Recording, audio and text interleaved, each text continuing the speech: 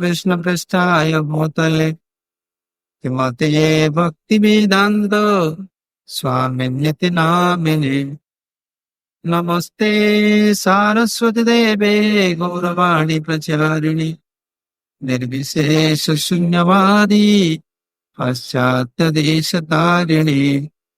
जय श्री कृष्ण चैतन्य प्रभु नित्यानंद श्री अद्वैत गदाधर शिवासारि श्री गौर भक्त वृंद।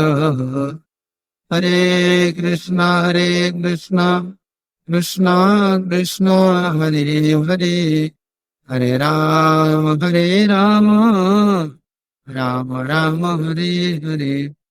अजानुलंबित भुजो कनकावदातो संकीर्तनैकपितरो कमलायताख्यो विश्वम्भर द्विजवरो जुगधर्मपालो वन्दे जगत्प्रियकरो करुणावतारो वन्दे जगत्प्रियकरो करुणावतारो वन्दे जगत्प्रियकरो करुणावतारो।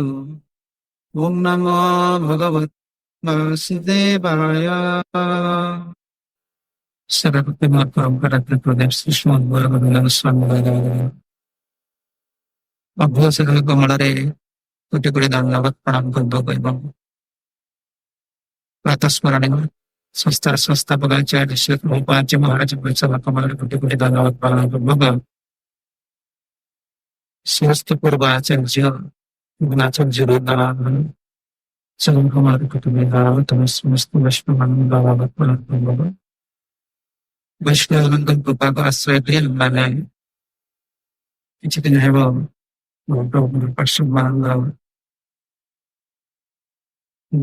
শ্রবণ করছেন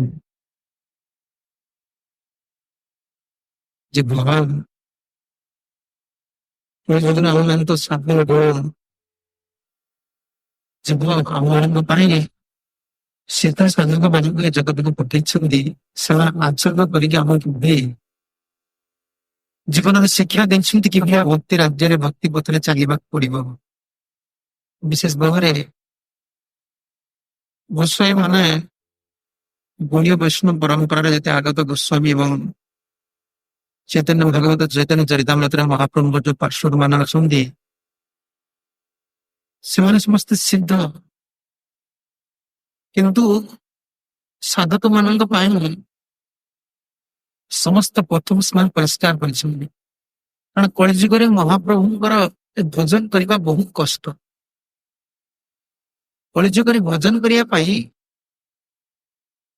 ଯଦିଓ ଗୋଟିଏ ସୁଯୋଗ ଘଟି ଦୁର୍ଗାଂଶରେ ଆଉ ହରିନାମ ଅତି ସୁଲଭ, କିନ୍ତୁ ଭଜନ କରିବା ଅତି ଭଲ ନା। କାହିଁକି ଶରୀର ସୁଲଭ ହେଲେ ସୁଦ୍ଧା ଶରୀର ଯାହାକୁ ନେଇକି ଚାଲିଛି ସେମାନେ ଆତ୍ମକର୍ମରେ କିଛି ସାହାଯ୍ୟ କରୁନାହାନ୍ତି। ଆଉ ବିଶେଷ କରି କଳିଯୁଗ ଲୋକମାନ କାଳ କଳି ଇନ୍ଦ୍ରିୟ ବୈରୀ ବର୍ଗା। କଳିଯୁଗରେ ଇନ୍ଦ୍ରିୟ ମାନେ ବେଶୀ ବୈରୀ। ଆପଣ ଯଦି ଚିନ୍ତା କରି ଆମ ଶତ୍ରୁ ଆମ ଇନ୍ଦ୍ରିୟ ମାନେ ଆମେ ଭୋଜନ କରିବା ପାଇଁ ଏତେ ଶୀଘ୍ର ଦେବେନି। ବୈରୀ ବର୍ଗା ଶ୍ରୀଭକ୍ତି ମାର୍ଗ କଣ୍ଠକୋଟି ଉଦ୍ଧା। ଯୋଉ ଭକ୍ତି ମାର୍ଗ ଶ୍ରୀ ଭକ୍ତି ମାର୍ଗ ଅତି ସୁନ୍ଦର ସୁଶୋଭିତ ପ୍ରଭୁ ପ୍ରେମ ପ୍ରାପ୍ତିର ଯୋଉ ସାଧନ କଳିଯୁଗର ଏ ଯୋଉ ଭକ୍ତି ମାର୍ଗ କଣ୍ଟକ କୋଟି ରୁଦ୍ରା। କୋଟି କୋଟି କଣ୍ଟକ ଦ୍ୱାରା ଆବୃତ ହେଇକି ରହିଛି। କଳିଯୁଗରେ କଣ୍ଟକ କଣ? ଭକ୍ତିର ତର୍କ, ଜ୍ଞାନ ସାଧନ, ଶୁଷ୍କ ତର୍କ ପନ୍ଥା, ଧର୍ମଧ୍ୱଜି ଅଛନ୍ତି, ମାୟାବାଦୀ ମାନେ ଅଛନ୍ତି। ଏମାନଙ୍କର ଯୋଉ ଭକ୍ତି ଯୋଗ ପ୍ରତି ଯୋଉ ଆକ୍ଷେପ, ଏଗୁଡିକୁ ଭକ୍ତି ଯୋଗୀ ଶ୍ରବଣ କରୁଛି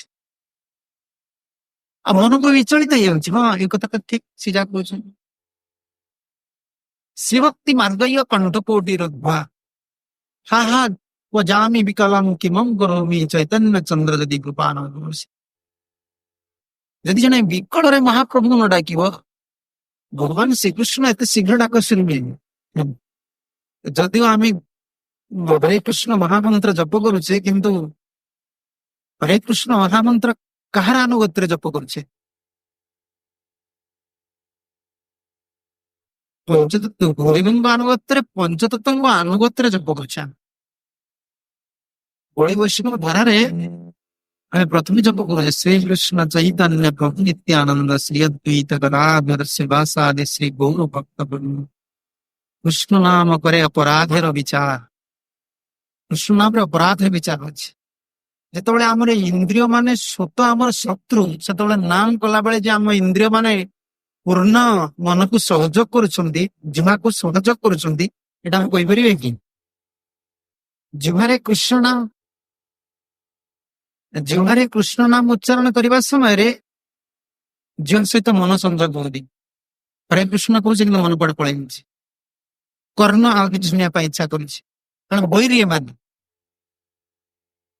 ତେଣୁ ଏ କଳି ଯୁଗରେ ଆମର ଯୋଉ ଅପରାଧ ହଉଛି ଭଗବାନଙ୍କ ନାମ କଲା ବେଳେ, ମହାପ୍ରଭୁଙ୍କର ଭକ୍ତ ମାନଙ୍କୁ ବିଶେଷ କରି ପଞ୍ଚତତ୍ଵଙ୍କୁ, ବୈଷ୍ଣବ ମାନଙ୍କ ଗୁରୁଦେବଙ୍କୁ ପ୍ରାର୍ଥନା କଲେ ଆମେ ନାମ କରିପାରିବା। ଆଉ ସେ କହୁଛନ୍ତି ହାହା କ୍ୱଜାମି ବିକଲଂ କିମଂ କରୋମି ଚୈତନ୍ୟ ଚନ୍ଦ୍ର ଯଦି କୃପା ନ କରୁଛି। ଆଉ ପତିତ ଆମର ମହାପ୍ରଭୁ ଯଦି କୃପା ନ କରିବେ, କଳି ଯୁଗରେ ଆମେ ଭୋଜନ କରିପାରିବା ନାହିଁ। କାରଣ ଭଗବାନ ଶ୍ରୀକୃଷ୍ଣ ସେ ରାଜାଧିରାଜ, ସିଏ ଏତେ ଶୀଘ୍ର ଡାକ ଶୁଣିବେନି। କେହି ଯଦି ମହାପ୍ରଭୁଙ୍କୁ ଗୌଡୀୟ ବୈଷ୍ଣବ, ଯେ ଗୌଡୀୟ ବୈଷ୍ଣବ ଅନୁଗାମୀ, ଯେ ପରମ୍ପରାରେ ଗୁରୁପାଦାଶ୍ରୟ କରିଛି, ସେ ଯଦି ମହାପ୍ରଭୁଙ୍କର ଶିକ୍ଷା, ମହାପ୍ରଭୁଙ୍କର ଭୋଜନ, ମହାପ୍ରଭୁଙ୍କର ବୈଶିଷ୍ଟ୍ୟକୁ ଜାଣିନି, ସେ ରାଧାକୃଷ୍ଣଙ୍କୁ ପାଇପାରିବେ ନା। ସେଥିପାଇଁ ନରୋତ୍ତମ ଦାସ ଠିକ ଲେଖିଲେ ନା, ଯେ ଗୋରାଙ୍ଗେର ନାମ ଲୟରେ ତାର ହଏ ପ୍ରେମ ଦୟରେ ତାର ମୁଇଁ ଯାଇ ବୋଲି ହରି। ତାପରେ ଗୋରାଙ୍ଗ ବୋଲିତେ ନିତ୍ୟ ଲୀଳା ତାୟସ୍ପୁରେ ସେ ରାଧା ମାଧବ ଅନ୍ତରଙ୍ଗ। ଏ ହଉଛି ସିଦ୍ଧାନ୍ତ ଗୌଡୀୟ ବୈଷ୍ଣବ ସିଦ୍ଧାନ୍ତ। ଆରମ୍ଭଟା କଣ? ନା এই যে পদটা କହିଲି, গোরাঙ্গে যে গোরাঙ্গে নাম লয় তার হয় প্রেমোদয় তার মুই যাই বলি হরি। গোরাঙ্গ বলিতে জোরে নিত্য লীলা তাহে স্ফুরে সেরা মাধব অন্তরঙ্গ। যে গৌরাঙ্গ বলে, মা গৌরাঙ্গ না নিত্ୟାନନ୍ଦ ବୋଲି ସବୁବେଳେ ଅନ୍ତରରେ କ୍ରନ୍ଦନ କରୁଛି, ମହାପ୍ରଭୁଙ୍କୁ ପ୍ରାର୍ଥନା କରୁଛି, ପ୍ରଭୁ ମୋ ଭଳି ଅଯୋଗ୍ୟ ବ୍ୟକ୍ତିରେ ଯଦି ଆପଣ ସହଯୋଗ ନ କରିବେ ମୁଁ କିଭଳି ନାମ କରିବି। ଗୌରାଙ୍ଗ ବୋଲିତେ ଝରେ ନିତ୍ୟ ଲୀଳା ତାହସ୍ପୁରେ। ମହାପ୍ରଭୁଙ୍କୁ ନ ଜାଣିଲେ ତାର ନିତ୍ୟ ଲୀଳା ସ୍ମରଣ ହବ ନା, ରାଧାକୃଷ୍ଣ ଲୀଳା ସ୍ମରଣ ହବ ନା। ଆଉ ମହାପ୍ରଭୁଙ୍କୁ ଡାକିଲେ କି କହିବି, ମୁଁ ତ ଚୈତନ୍ୟ ମହାପ୍ରଭୁ ଡାକୁଛି, ରାଧାକୃଷ୍ଣ ଖୁସି ହେବେ କି ନାହିଁ? ଶ୍ରୀ ରାଧା ମାଧବ ଅନ୍ତରଙ୍ଗ, କାରଣ ସେ ତ ଏକତ୍ଵ ନା। କଳିଯୁଗରେ ସେ ପାବନ ଅବତାର ମହାପ୍ରଭୁ ଭଗବାନ ଶ୍ରୀକୃଷ୍ଣ ନିଜେ ମହାପ୍ରଭୁ ରୂପରେ ଆସିଛନ୍ତି। ତେଣୁ ତାଙ୍କର ଏଇ କରୁଣାର ବୈଶିଷ୍ଟ୍ୟକୁ ଗୌଡୀୟ ବୈଷ୍ଣବ ସମାଜ ସବୁ ସମୟରେ ସ୍ମରଣ କରିବା ଦରକାର। ମହାପ୍ରଭୁଙ୍କର ପାର୍ଷଦ ମାନଙ୍କର କରୁଣା, ମହାପ୍ରଭୁଙ୍କର କରୁଣା, ନିତ୍ୟାନନ୍ଦ ପ୍ରଭୁଙ୍କର କରୁଣା। ନଚେତ୍ ଭକ୍ତି ରହସ୍ୟ ବୁଝି ହବ ନା। ଭକ୍ତିର ଯୋଉ ସରଳ ସୂତ୍ର ଆଉ ଯୋଉ ସିଦ୍ଧାନ୍ତ ସେମାନେ ଉଦ୍ଘାଟିତ କରିଛନ୍ତି, ଏଗୁଡିକ ହୃଦୟଙ୍ଗମ କରିହବ ନା। କାରଣ ସେମାନେ ହଉଛନ୍ତି ପ୍ରାକ୍ଟିକାଲ ଟିଚର। ମାନେ ଗୁରୁଦେବ କୁହନ୍ତି ମହାପ୍ରଭୁ ହଉଛନ୍ତି ପ୍ରାକ୍ଟିକାଲ ଟିଚର, କୃଷ୍ଣ ହଉଛନ୍ତି ଥିଓରିଟିକାଲ ସ୍ପିକର। ସେ କେବଳ ବାଚିକ କଥା କୃଷ୍ଣ କହିଛନ୍ତି, ଜୀବନରେ ଆଚରଣ କରିବା ପାଇଁ ସମୟ ନାହିଁ। ସେ ତାଙ୍କର ଅନ୍ତରଙ୍ଗ ପାର୍ଷଦ ମାନଙ୍କୁ କେବଳ ସାହାଯ୍ୟ କଲେ, ପାଣ୍ଡବମାନଙ୍କୁ ସାହାଯ୍ୟ କଲେ, ଏଣେ ଯୁଦ୍ଧ କଲେ। କିନ୍ତୁ ମହାପ୍ରଭୁ ହଉଛନ୍ତି ପ୍ରାକ୍ଟିକାଲ ଟିଚର, ସାଧକ ମାନଙ୍କୁ ଶିକ୍ଷା ସବୁ ଦେଇଛନ୍ତି। କିଭଳି କାନ୍ଦିବାକୁ ପଡିବ, କିଭଳି ନାମ କରିବାକୁ ପଡିବ, କିଭଳି ସନ୍ନ୍ୟାସ ଆଚରଣ କରିବାକୁ ପଡିବ, କିଭଳି ଗୁରୁ ସେବା କରିବାକୁ ପଡିବ, ସବୁ ଶିକ୍ଷା ଦେଇଛନ୍ତି। ତେଣୁ ମହାପ୍ରଭୁଙ୍କର ଶିକ୍ଷାର ବୈଶିଷ୍ଟ୍ୟକୁ ଗୌଡୀୟ ବୈଷ୍ଣବ ଭକ୍ତମାନେ ସମସ୍ତେ ଅନୁଭବ କରିବା ଦରକାର। ତେଣୁ ଆମେ ଚୈତନ୍ୟ ମହାପ୍ରଭୁଙ୍କର ଯୋଉ ମୁଖ୍ୟ ପାର୍ଶ୍ୱଦ ସନାତନ ଗୋସ୍ୱାମୀ, ତାଙ୍କ ଲୀଳା ଚରିତ ଆମେ ଶୁଣୁଥିଲେ, କିଭଳି ସନାତନ ଗୋସ୍ୱାମୀ ମଦନ ମୋହନଙ୍କୁ ପ୍ରାପ୍ତ ହେଲେ। ମଦନ ମୋହନଙ୍କର ଇତିହାସ ଆମେ ଶୁଣୁଥିଲେ। ଅମ୍ବରୀଶ ମହାରାଜ ମଦନ ମୋହନଙ୍କୁ ସତ୍ୟ ଯୁଗରେ ସେବା କରୁଥିଲେ। ଅମ୍ବରୀଶ ମହାରାଜଙ୍କ ନିକଟରୁ ମଦନ ମୋହନ ଗଲେ ଇନ୍ଦ୍ରଙ୍କ ନିକଟକୁ। ରାବଣ ସ୍ୱର୍ଗକୁ ଜୟ କରି ମଦନ ମୋହନକୁ ଆଣି ଲଙ୍କାପୁରରେ ରଖିଲେ। ପ୍ରଭୁ ରାମଚନ୍ଦ୍ର ମହାପ୍ରଭୁ ଯେତେବେଳେ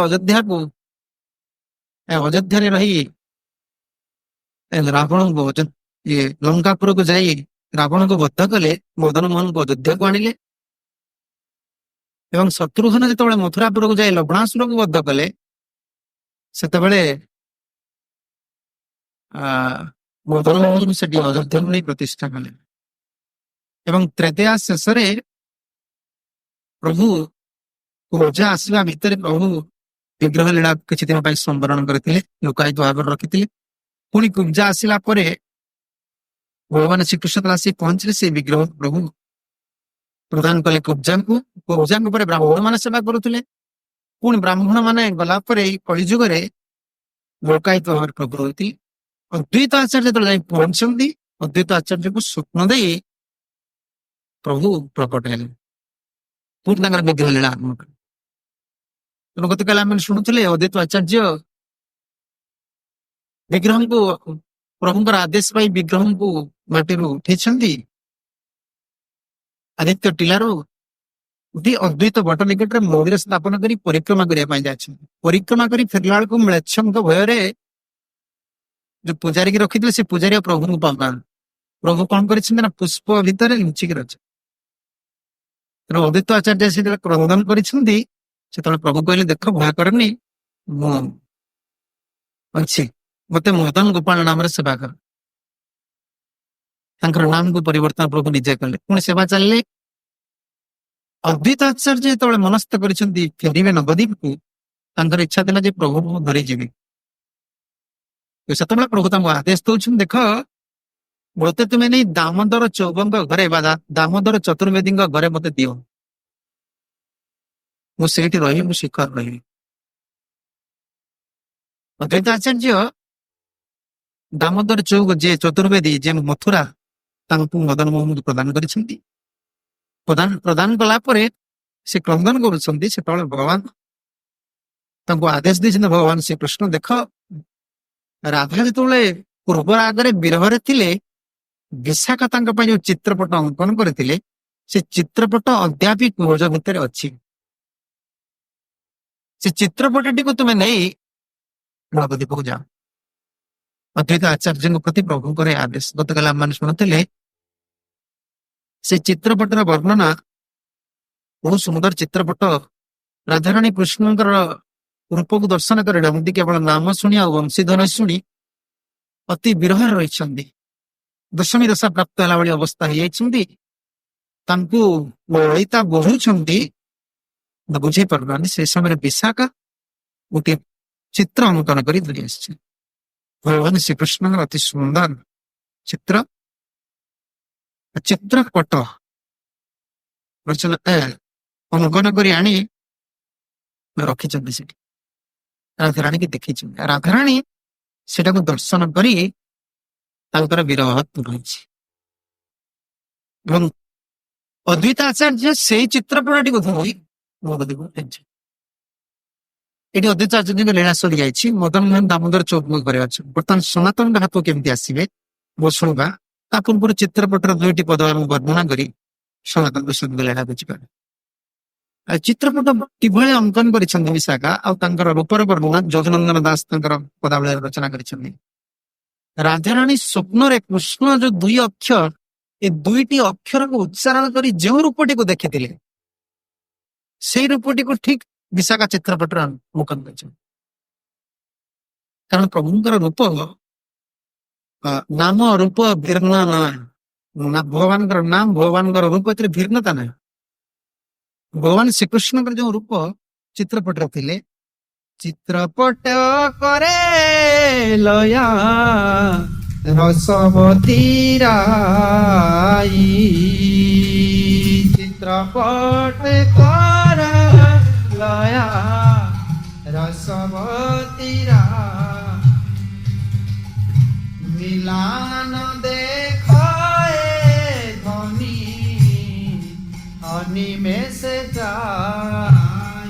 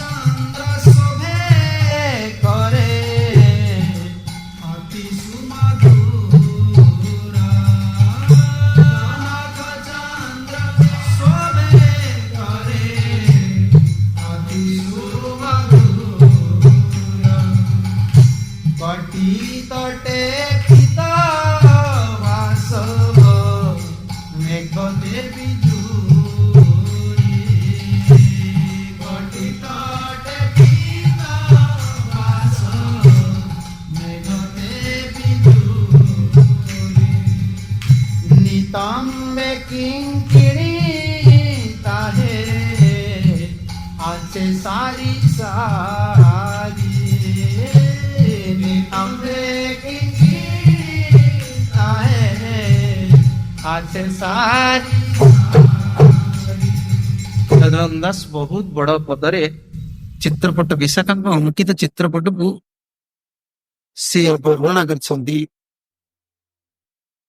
ଯେ ରାଧାରାଣୀ ବିରହରେ ଯେଉଁ ରୂପଟିକୁ ଦର୍ଶନ କରିଥିଲି କୃଷ୍ଣ ନାମ ଶୁଣି ବଂଶୀଧ୍ୱନି ଶୁଣି ବିଶାଖା ସେଇ ଭଗବାନଙ୍କ ରୂପକୁ ଶ୍ରୀକୃଷ୍ଣଙ୍କ ରୂପକୁ ଅଙ୍କନ କରିଦେଇଛନ୍ତି। ସୁମାର ପୁର ମେଘତେ ବିଜୁଳି ଆକାଶରେ ମେଘଟି ଆସିଥିବ ବିଜୁଳି ମାରୁଥିବ ଯେଭଳି ଭଗବାନଙ୍କର ଗୌତମ ସେଭଳି ତା ଦେହରେ ପ୍ରଭୁ ବୈତମ୍ବେ କେଙ୍କିଣୀ ତାହେ আছে ସାରି ସାରି କେଉଁକିଣି ବନ୍ଧା ହେଇଛି ଥାକ ଥାକ ବନ୍ଧା ହେଇଛନ୍ତି। ଏହାର ବହୁତ ପ୍ରଭୁଙ୍କ ରୂପ ସବୁ ବର୍ଣ୍ଣନା ଅଛନ୍ତି। କୌଚିତ କେଶରେ ଶ୍ରୀକୃଷ୍ଣ ନାଇଛନ୍ତି ମୁରଲି ଧରିଛନ୍ତି। ଏ ରୂପଟି ବି ଦେଖିଲେ ରାଧାରାଣୀ। ରାଧାରାଣୀଙ୍କର ସେ ବିରହ ପ୍ରଶମିତ ହେଲେ ଲଳିତାଙ୍କୁ ପ୍ରାର୍ଥନା କଲେ ମତେ ନେଇ ଶୀଘ୍ର ଶ୍ରୀକୃଷ୍ଣଙ୍କୁ ମିଳେ। ସେଇ ଚିତ୍ରପଟଟିକୁ ଅଦ୍ୱୈତ କାର୍ଯ୍ୟ ନେଇ ଚାଲିଲେ କେଉଁଠିକୁ ନା ଶାନ୍ତିପୁର। ଏଠି ମଦନ ମୋହନ ବର୍ତ୍ତମାନ ସନାତନ ଗୋସ୍ୱାମୀଙ୍କ ହାତକୁ କେମିତି ଆସିବେ ବର୍ତ୍ତମାନ ମଥୁରାର କଥା ଶୁଣୁ। ଭଗବାନ ତ ଭକ୍ତ ଉତ୍ସଳ ଆଉ ପ୍ରେମୀ ଭକ୍ତ ସିଏ ଅଧୀନତା ସ୍ୱୀକାର କରନ୍ତି କି ବାଧ୍ୟ କରିପାରିବେନି। ଭଗବାନଙ୍କୁ କୌଣସି ସାଧନ ଦ୍ଵାରା ବଶୀଭୂତ କରିହବ ନା। ଏଇଟା ଆଜିକାଲି ଗୋଟେ ଭ୍ରମ ତତ୍ଵ ଭ୍ରମ ଅଛି। ତତ୍ଵ ଭ୍ରମ କଣ କି ଆମେ ସ୍ୱଳ୍ପ କାଳ ତ ବଞ୍ଚିବା ଏଠି ସାଧନ ସ୍ୱଳ୍ପ କରୁଛେ ଇନ୍ଦ୍ରିୟ ହଉଛି ପ୍ରାକୃତ ତା ଭିତରେ ଆମେ ଭାବୁଛେ ଆମେ ସାଧନ ଦ୍ଵାରା ଭଗବାନଙ୍କୁ ସାଧ୍ୟ ବସ୍ତୁ ପ୍ରଭୁଙ୍କୁ ପାଇଯିବା। ଏସବୁ ଭଗବାନ କେବଳ ଅହେତୁକି କୃପା ବଶୀଭୂତ ସିଏ ଯାହାକୁ କୃପା କରିବେ ସେ ସାଧନର ଅଧୀନ ନୁହନ୍ତି। ସିଏ କେବଳ ପ୍ରେମର ବଶୀଭୂତ ସେ ପ୍ରେମର କାଙ୍ଗା। ତେଣୁ ଜଣେ ଯେ ସାଧନ କରି ସାଧନ ତାହେଲେ କାହିଁ କରାଏ ଜଣେ କହିବେ ତାହେଲେ ଯଦି ଭଗବାନ ପ୍ରେମର କାଙ୍ଗାଳ ତାହେଲେ ସେ କାହାକୁ ଭଲ ପାଇବେ କୋଉ ଭକ୍ତକୁ ଭଲ ପାଇବେ ଆମେ କେମିତି ଜାଣିବୁ? ତାହେଲେ ଆମେ ସାଧନ କାହିଁକି କରିବୁ ଆମେ ଜପ କାହିଁକି କରିବୁ ଏଇ ପ୍ରଶ୍ନ କରିପାର। ତେଣୁ ଜପଟା କରାଯାଉନି ଭଗବାନଙ୍କୁ ପାଇବା ପାଇଁ। ଚାଷୀ ଜମିଟାକୁ ଚାଷ କରୁନି ପ୍ରଥମେ ତା ଚାଷ କରୁଛି ସେ ଘାସ ଉପାଡ଼ିବା ପାଇଁ କରୁଛି ଶୁଦ୍ଧ କରିବା ପାଇଁ କରୁଛି ତାପରେ ଧାନ ମିଳିବ ନା। ଭକ୍ତି ମହାରାଣୀ ସ୍ୱୟଂ ଆବିର୍ଭାବ ହୁଅନ୍ତି ନହେଲେ ରୂପ ଗୋସ୍ୱାମୀ ଭକ୍ତର ସନ୍ତ ସିନ୍ଧୁରେ ଗୌଡୀୟ ବୈଷ୍ଣବ ସିଦ୍ଧାନ୍ତରେ ଏ ଜିନିଷ ଦେଇନଥାନ୍ତେ ଯେ ଅଥା ଶ୍ରୀକୃଷ୍ଣ ନାମ ଆଦି ନ ଭବେତି ଗ୍ରାହେନ୍ଦ୍ରିୟ। ଶ୍ରୀକୃଷ୍ଣଙ୍କର ନାଁ ଆଦି ଲଗେଇଲେ ନାମ ରୂପ ଗୁଣ ଏ ସ୍ୱୟଂ ଏକ ସ୍ମୃତି ଅଧ ସ୍ୱୟଂ ସ୍ଫୁରଣ ହେବେ ସାଧନର ଅଧୀନ। ତାହେଲେ ଆମେ ସାଧନ କାହିଁକି କରୁଛେ? ଗୁରୁଦେବ କୁହନ୍ତି ତୁମେ ସାଧନ କଲାବେଳେ ସବୁବେଳେ ଏଇ ଜିନିଷକୁ ମନେ ରଖିବାକୁ ପଡିବ। ଗୌଡୀୟ ବୈଷ୍ଣବ ସିଦ୍ଧାନ୍ତ ଗୁଡିକ ଆଚାର୍ଯ୍ୟ ମାନଙ୍କର ଶିକ୍ଷା ପରମ୍ପରା ଆସିଛି ଯେ ତୁମେ ସାଧନ କଲାବେଳେ 16 ମାଳା ଜପ କଲାବେଳେ କେବଳ ଭାବନି ଯେ 16 ମାଳା ଜପ ଦ୍ଵାରା ମୁଁ ଭଗବାନ ଶ୍ରୀକୃଷ୍ଣଙ୍କୁ ବଶୀଭୂତ କରିଦେବି ନା। ଗୁରୁଦେବ ମତେ ଏଟା ଆଦେଶ ଦେଇଛନ୍ତି ଏଟା ଗୁରୁଦେବଙ୍କର ସେବା। ତେଣୁ ଆମେ ଯୋଉ ଜପ କରୁଛେ ଜପ କରିବା ଦ୍ଵାରା ଆମେ ଅନ୍ତରକୁ ଶୁଦ୍ଧ କରୁଛେ କିନ୍ତୁ ଅନ୍ତର ଶୁଦ୍ଧ ହେଇଗଲେ ଯେ ଭଗବାନଙ୍କୁ ଆମେ ବାନ୍ଧିଦେବା ଏ ଶକ୍ତି ଆମର ନାହିଁ। ଜମିଟାକୁ ଚାଷ କରିଦେଲା ପରେ ଚାଷୀ ସେ ସେଠି ବୀଜ ବୁଣି ଦେଇପାରେ କିନ୍ତୁ ବର୍ଷା ନହେଲେ ବର୍ଷାଟା କଣ ଚାଷୀ ହାତରେ ଅଛି କି? ବର୍ଷା ଇନ୍ଦ୍ରଦେବ ସ୍ୱତନ୍ତ୍ର ଭଗବାନ ସ୍ୱତନ୍ତ୍ର ସିଏ ଭକ୍ତି କାହାକୁ ପ୍ରଦାନ କରିବେ ସିଏ କେବଳ ସିଏ ହିଁ ବାଛିବେ।